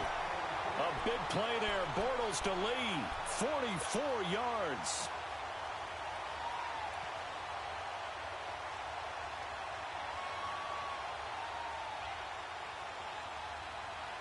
The Jags with their first opportunity in the red zone. This is 1st and goal from about the 8. Let's go. They'll try and run for it with Fournette. And they'll get him down here at about the 5-yard line. That gets him 3 yards closer here as it brings up 2nd and goal. Well, it's been the air game that's taken them down on this drive before they finally turned around and handed it off on the last play. And now they're looking for the big boys to get him in the end zone. Couldn't do it there. It'll be interesting to see. Offensive lines had to pass block a lot on this drive. Will they be able to revert and fire out and create some space in the run game? Now a 2nd down throw for the end zone, but it's incomplete. Get your backs to the goal line. I can hear my high school coach right now. This is when force meets force. Got to be physical in order to win this battle. Yeah, that's where the physicality pays off. A nice job forcing the contact and forcing the incompletion. Yeah, Coach Ford would have loved that play. Here's Fournette. And they'll be driven back here, losing yardage to the 9. He loses 4, and it brings up 4th. Brandon, I believe that they were in 4-down territory, and that's what they were thinking. But after the loss, I've got to kick the field goal. No way I'm going to go for it in this situation. But you know, some of these coaches are extremely unpredictable, and they may go ahead and press it.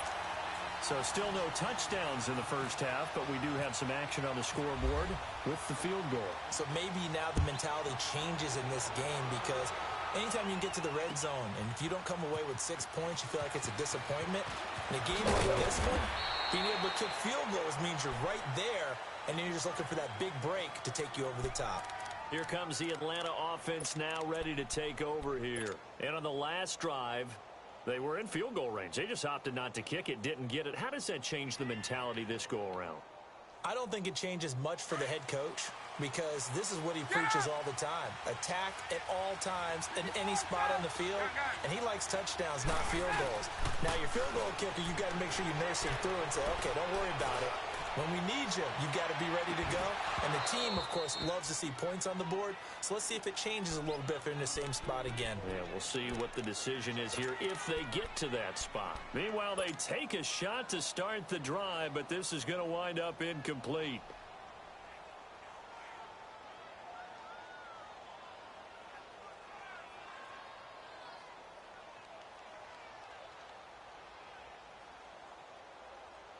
After the incomplete pass, here now is 2nd and 10. And now the Jags defense deciding to call a timeout. They'll have 2 remaining as we step aside here in this second quarter.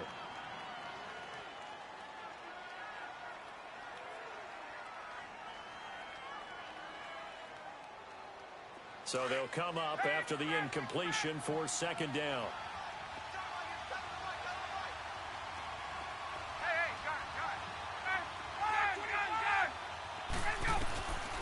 Again on 2nd and 10, it's Ryan. And it's hauled in by Austin Hooper.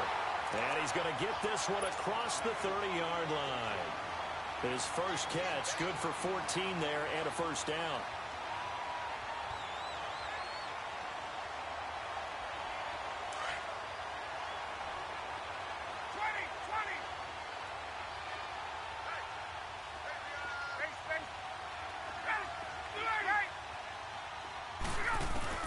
Now Ryan on first down.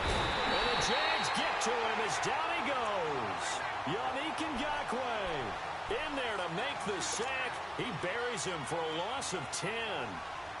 Sacks a growing theme in this first half. This is 2nd and long.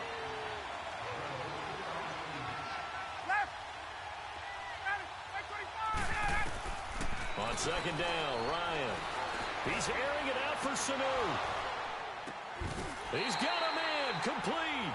And a nice gain of 21 yards.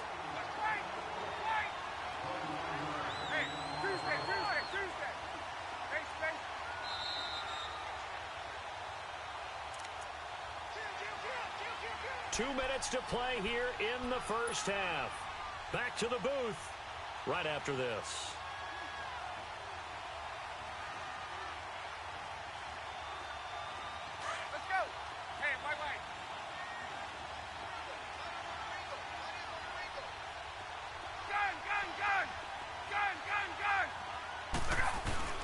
On 1st and 10, it's Ryan. And finding the tight end, Hooper. And he'll be brought down at the 48-yard line. A good pickup there. 8 yards on the first down completion. Seeing that play and understanding just how tough it is to cover tight ends, especially the ones running around the NFL nowadays, makes me glad I didn't make it in that league. I would have had a really difficult time. But now you get to sit up here with me. Yeah, and that's fun, isn't it? And what a really nice gain right there on first down for them. Brings up a nice 2nd down for them. Now here's a look for the end zone, but that one's going to wind up incomplete. The Falcons on 3rd down. Just 1 for 3 thus far. This time they face a 3rd and 2.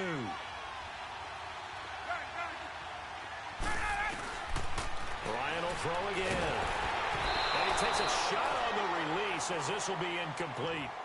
So now 4th down looming. Remember, these guys went for it on their last drive, but it didn't work out. Yeah, even though it didn't work out, I would not be surprised at all if they went ahead and did it again. You miss 100% of the shots you don't take. Darn right.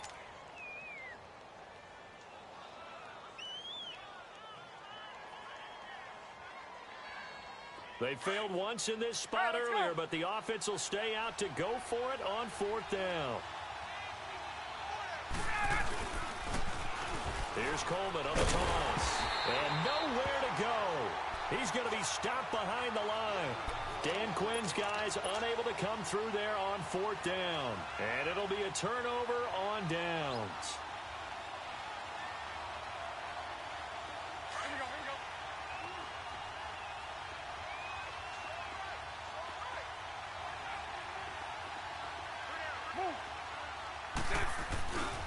Fournette, a first down carry. And that play will go nowhere. Losing yardage back near midfield at the 49.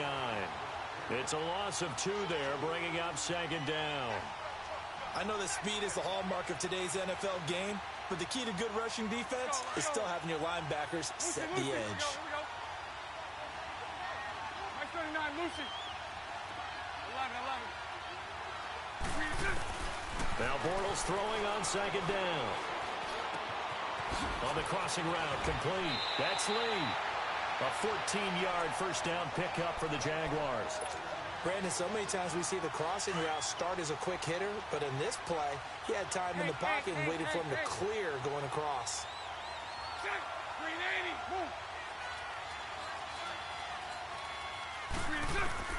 On first down, Bortles. Looking left side, he's got a man. It's Cole. And he carries this one all the way down to the 9. A really good pickup of 28 yards.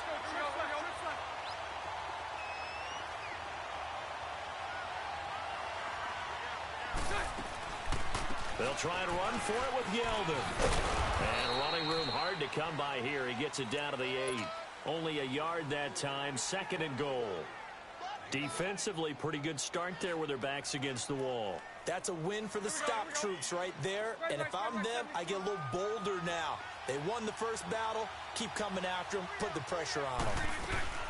On 2nd down, here's Bortles. That's complete right around the 8. And he's going to be brought down just shy of the 5 at the 6. Now a timeout taken. Perhaps a chance for one more quick play and then another timeout if they hurry. We'll see. They've been denied touchdowns in the red zone twice already. Here comes 3rd and goal. Oh, it's a touchdown if he holds on. Instead, it's 4th down. So they won't get a touchdown, but here's a chance to at least get 3 to end the first half. From the left hash, should be a fairly easy one here. And Lambo will put this one through, and that will make it 6-0.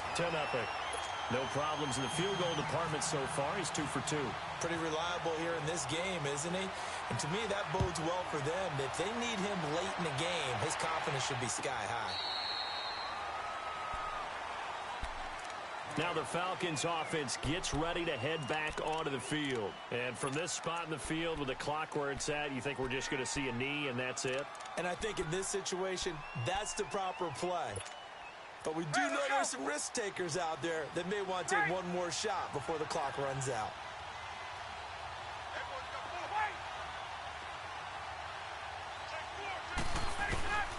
Final play of the half. It's Ryan. Fighting, and he's going to go down. Couldn't get a throw off with the pressure. Maybe that was for the best, as that brings us to the end of this first half of play. So a couple of field goals, that's all we've been able to muster through 2 quarters of play. 6-0 is our count at the break. As we are off to Orlando now to check in with Jonathan Coachman at our EA Sports Halftime Report. Coach, as they say here in London, all to play for as we are back underway in the second half.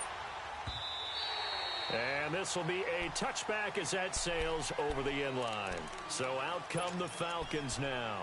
They're down here, but very much in this game. What's the tonality of a coach's talk when a game is within striking distance like this at intermission? Typically, what they're doing is emphasizing the things that went well in the first half and wanting more of that. Sure, you've got to go over some of the errors and clean up some things because there's a reason you're down. But overall, I think they want to stay positive, stay up with this team. We're just starting the second half, and we've got the football. Let's go ahead and punch it in, and then we'll take it from there. See how that recipe works. An incomplete pass leads to 2nd and 10 from the 25.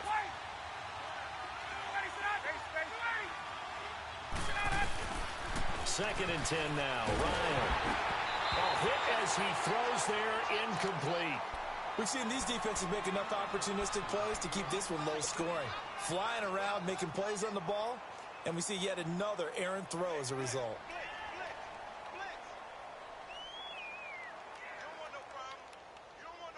The Falcons on 3rd down. They've only converted once in 4 tries. This is 3rd and 10.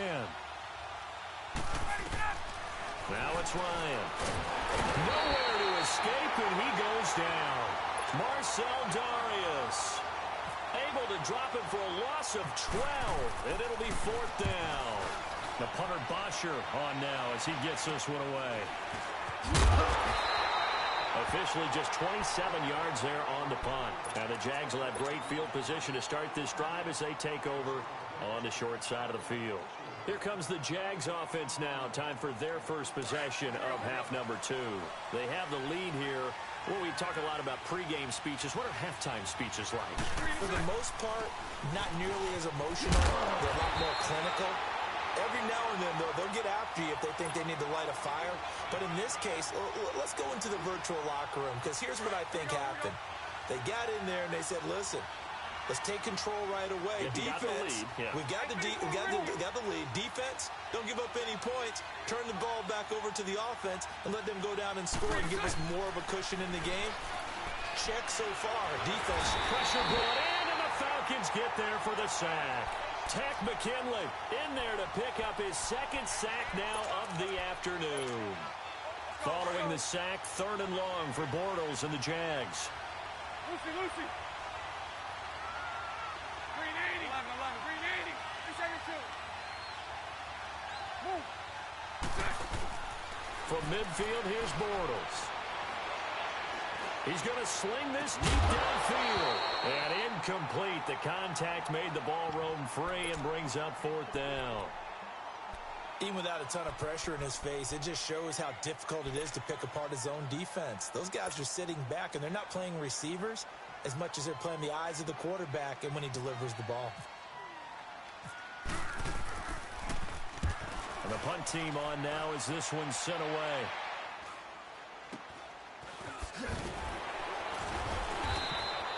.35 yards that time on the punt. And possession will switch hands, 1st and 10. Atlanta now coming out on the field. And a tight game after punting last time. See if they can get something going on this drive. As they head to the field now, with the game this close, you've got to feel there's a sense of urgency for them going on offense right now. But they have to do it without letting panic creep in and affect their play. They'll throw on 1st down with Ryan. He's going to fire one deep. Oh, this is taken in. It's complete. And all the way down to the 40-yard line. It's a big play there for Atlanta. 42 yards. Throwing now. Ryan on 1st down. He's going to fire one deep. And this is caught for a Falcon touchdown. Calvin Ridley, 40 yards. And the Falcons are an extra point away from moving out in front. And he showcased his blazing speed on that one. Was he wearing football cleats or track spikes? Because he was gone. Big-time play. And just think about what that does if you're a receiver on the team with him. Well, that's got to open things up for you as well, because if I'm a defense, I've got to get back deeper and deeper in order to keep him in front. But I'm not sure how many can actually keep him in front with that speed. Now D.D. Westbrook to return.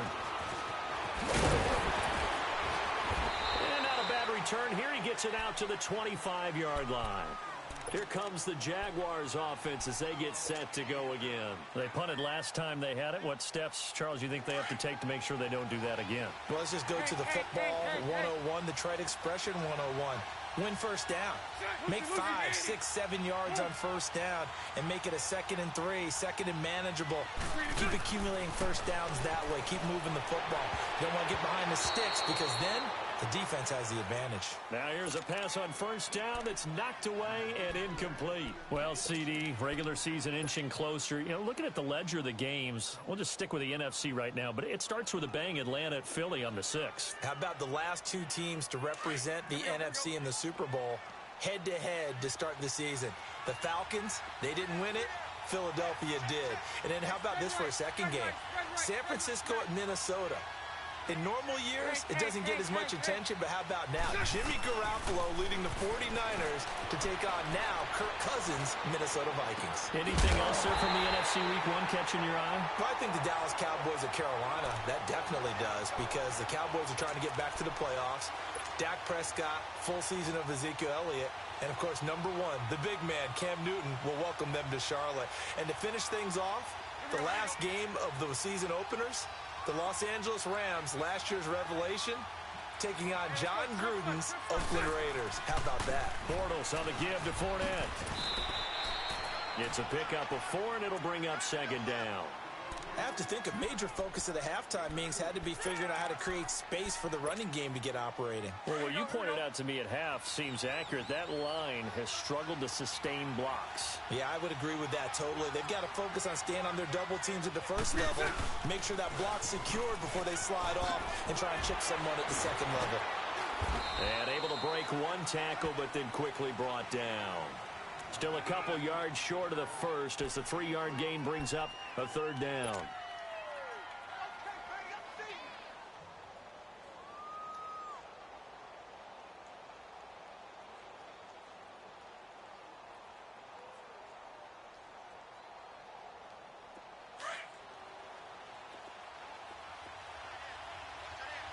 Omaha. Set. Green 80. Lucy. Move. Working from the gun, it's Bortles. Nowhere to escape, and he goes down. Vic Beasley in there to drop him for a loss of 10, and it'll be 4th and long. And the Jaguars send out their punter as he's on to kick it away.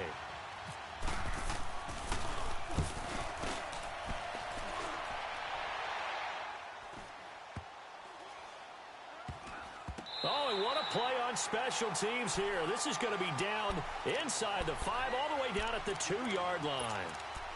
Atlanta now coming out on the field. Well, they were good last time out with a touchdown drive. This go-around, it's not going to be very easy starting from inside their own 5. But they shouldn't be daunted by it. You work on this the entire offseason. You work on it in practice. It's called coming out session. Start the ball inside the 5, start on the 5, on the 10. They should be ready to go. That's going to go as a loss of 2, and it'll be second down. He already has 2 sacks to his credit. Now another tackle for loss. And you know how you can always identify who was supposed to block him? They're the ones helping up the person who just got knocked to the ground with the ball, right? Whether it's a running play or a pass play, they've got to figure out a way to slow him down. Maybe you chip him with a second guy. Maybe you just out-and-out double him. Maybe you make sure you take the ball and throw it as far away from him as possible. Because right now, he is wrecking things for them. Looking downfield for Jones. So they took a shot there on 3rd down, couldn't get it. Now it's 4. I know exactly why he tried to throw the ball to Julio Jones there. He's never considered covered. He's either too fast or too strong. You always try and get it to him. Especially on those deep passes.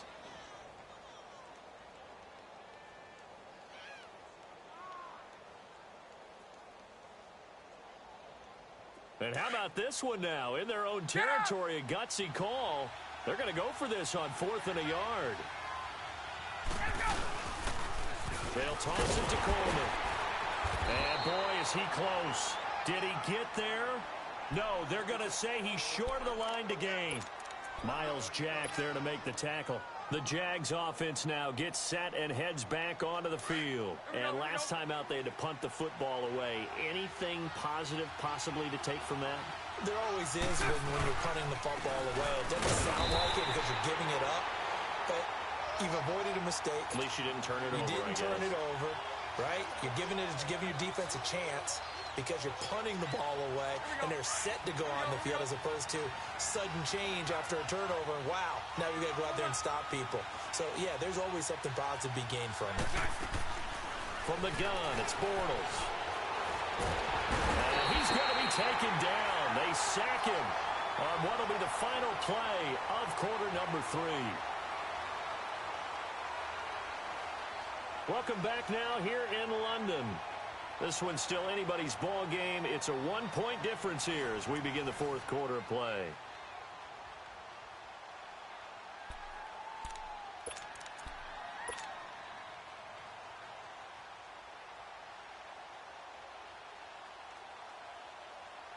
Following the sack, 3rd and long for Bortles and the Jags.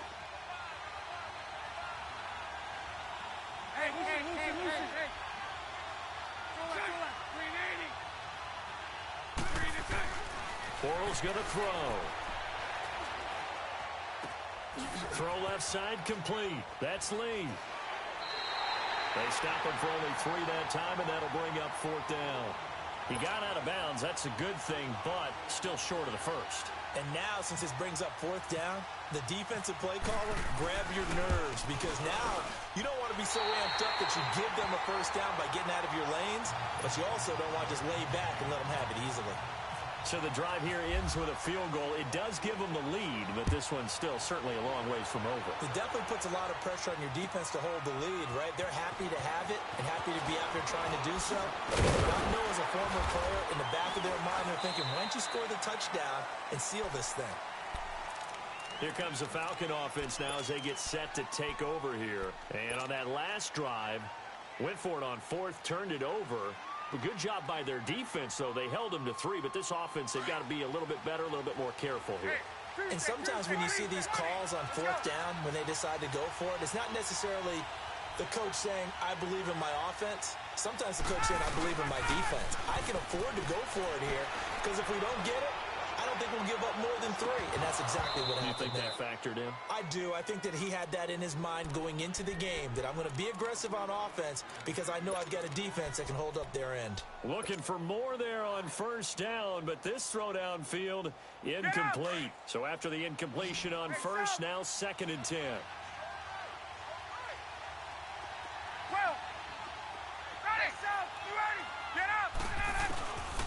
2nd and 10. It's Ryan again.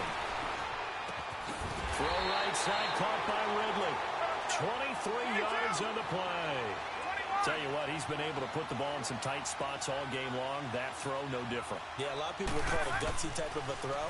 I think he looks at it as, I can do it, so it's not that big. A battle for it, and it's intercepted. A.J. Boye with a pick. And his guys are going to take over at the 21-yard line.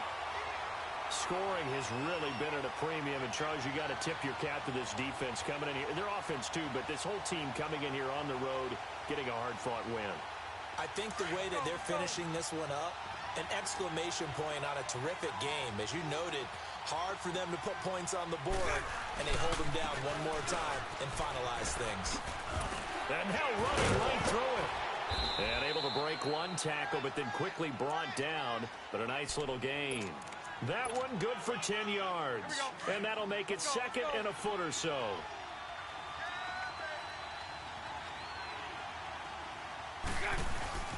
Again, it's Fournette. And he's able to take this one up to the 35-yard line. Give him 3 yards and a fresh set of downs. Well, they didn't accomplish their goal. They didn't get a stop there, gave up another 1st down. They have all 3 timeouts in their pocket. I think defensively, you got to start thinking about using them here. I was just going to ask you at what point you think now's the go time? I think now's the go time. I don't think you sit back and wait because they can take a lot of time off the clock between plays and run 3 to 4 and really put you in a stressful spot. Just what you want on a 1st down run. Call it 8 yards, and it's 2nd and 2. Here we go.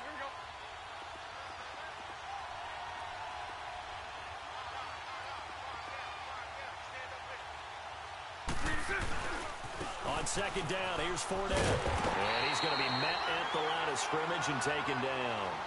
He got maybe a half yard at most, but officially they'll be left with a 3rd and 2.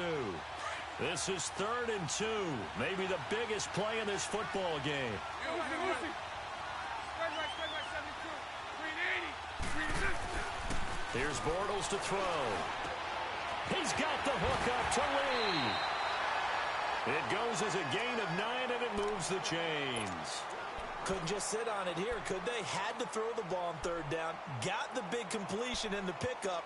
Fresh set of downs now. They've got to feel great. And defensively, a backbreaker. Bortles now 5 straight completions here in this second half. 1st and 10.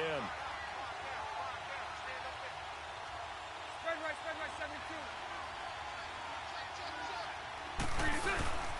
A handoff to Fournette. And that play will go nowhere. Losing yardage back near midfield at the 49.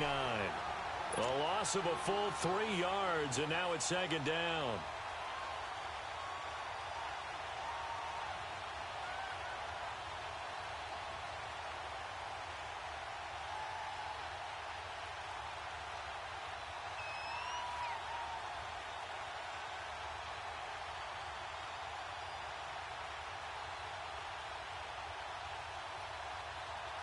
Coming up to the line, and they will need to run another play here before the 2-minute warning. Omaha. 380. They keep it on the ground. This time it's Yeldon. It'll be a minimum pickup, and it will take us to the 2-minute warning. It's a gain of a yard, and it takes us to the 2-minute warning. Time for a break. We're back to see what happens after this.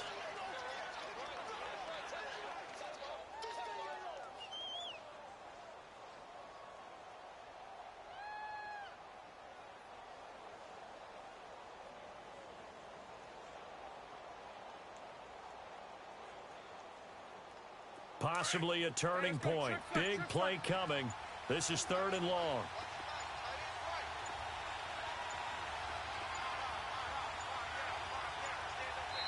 Now Doug Marrone, with a play clock almost out, says, let's take a timeout. It's just their first. They've got 2 more to use here in the final stages.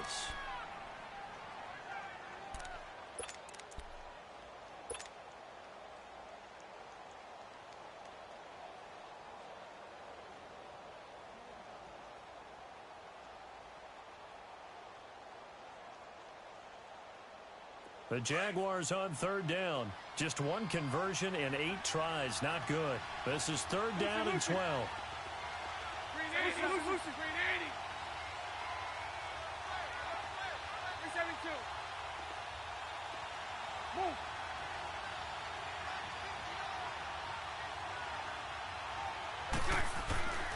Now Bortles. Looking deep downfield. And this is caught. And that could seal it. It's a touchdown. Still an important piece of business to take care of, the extra point. And oh, it's no good on the PAT. So they can't add on here. And our score is going to stay right where it is. Here's Lambeau out to kick this one away.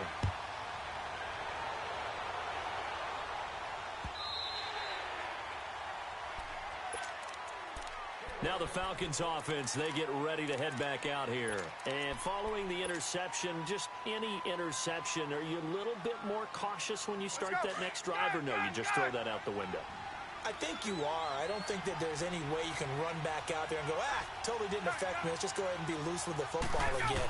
You're going to take care of it, but you have to be careful about it. Ryan hit, and he lost the football. And a little bit of good fortune there. He wasn't able to get it back, but he did have a teammate on the spot able to retain possession for them. 20. Get up. Back to throw. And they're going to get this one all the way out across the 45. A very solid gain of 27. 1st down now, but the clock continues to move.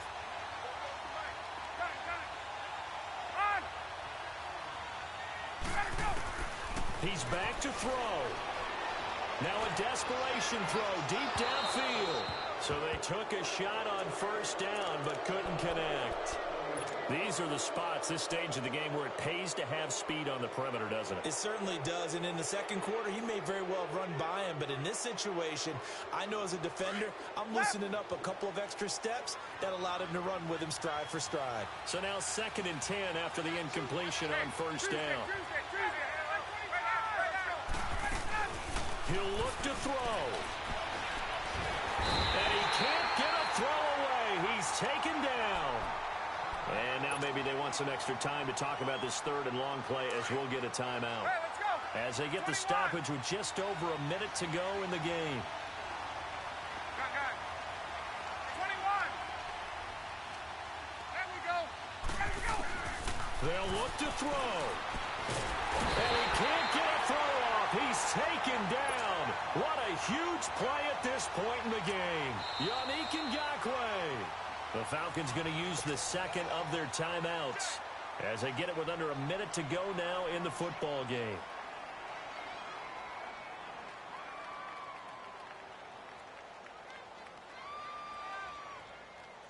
One score down. Here we go. They're going to go for it here on 4th down. Get up. Back to throw. And he can't get a throw away. He's taken down. Calais Campbell in there yet again. My goodness, make it 5 sacks for him now in this one game alone. Let's go now, Lucy.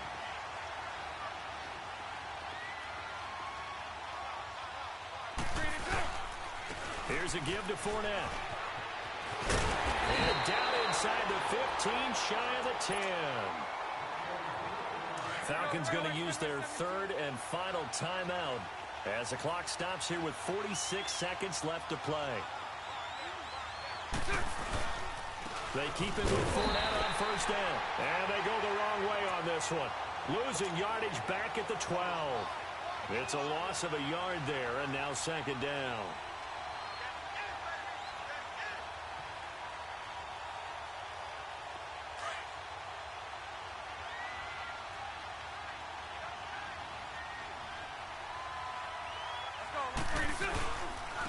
Now Leonard Fournette trying to bounce it outside, but he's only able to get it back to the line of scrimmage.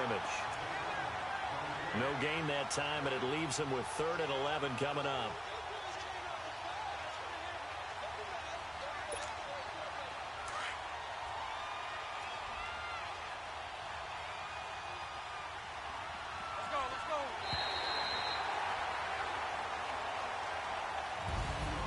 Well, partner, even though my phone alarm failed me this morning and I missed our AM workout, we still made it through this thing together, didn't we? Well, you always know I need extra workouts just to keep up with it, so it doesn't matter. But thanks for sharing a booth, and thanks for being our quarterback. Yeah, you're the quarterback. Always a pleasure, my friend.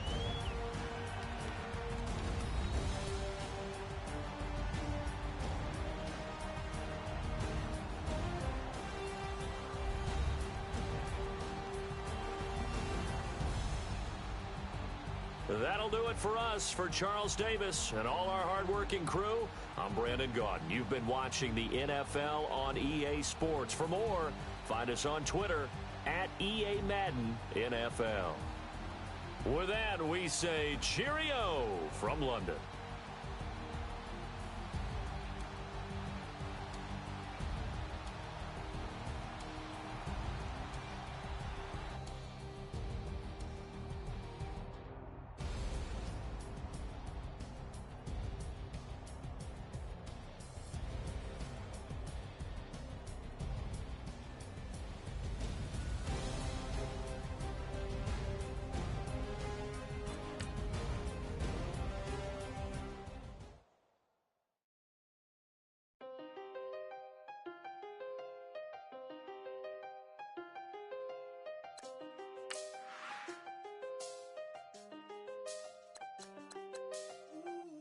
I done seen the best of them jammed up.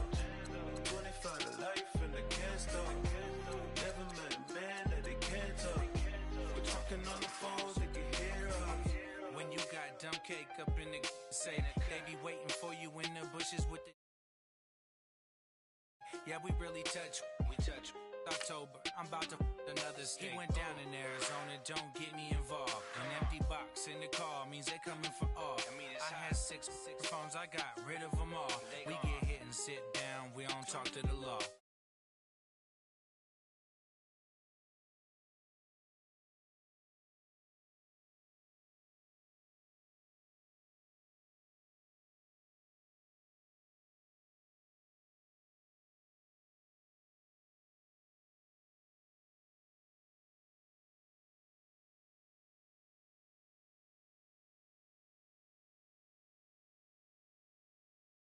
My bank account's froze, what is going on? Why it all start going wrong? From talking on.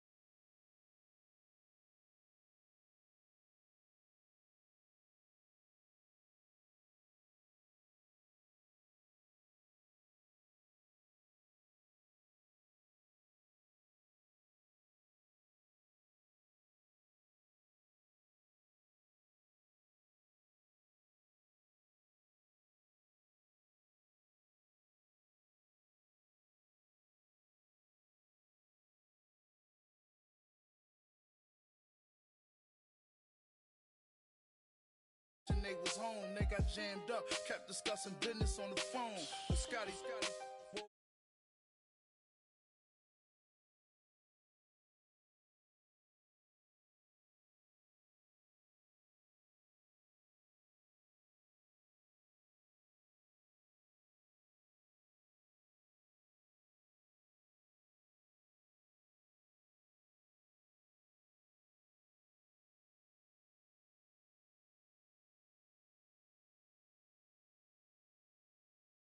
Met a man that they can't touch. We're talking on the phones, they can hear us. 7 in the morning and they in my why it all start going wrong? From talking on the phones.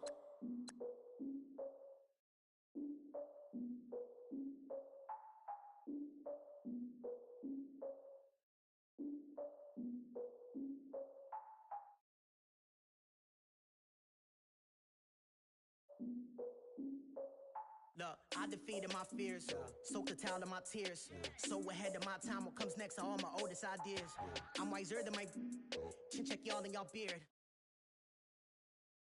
All of my years, out in the field, take a look at my shoes.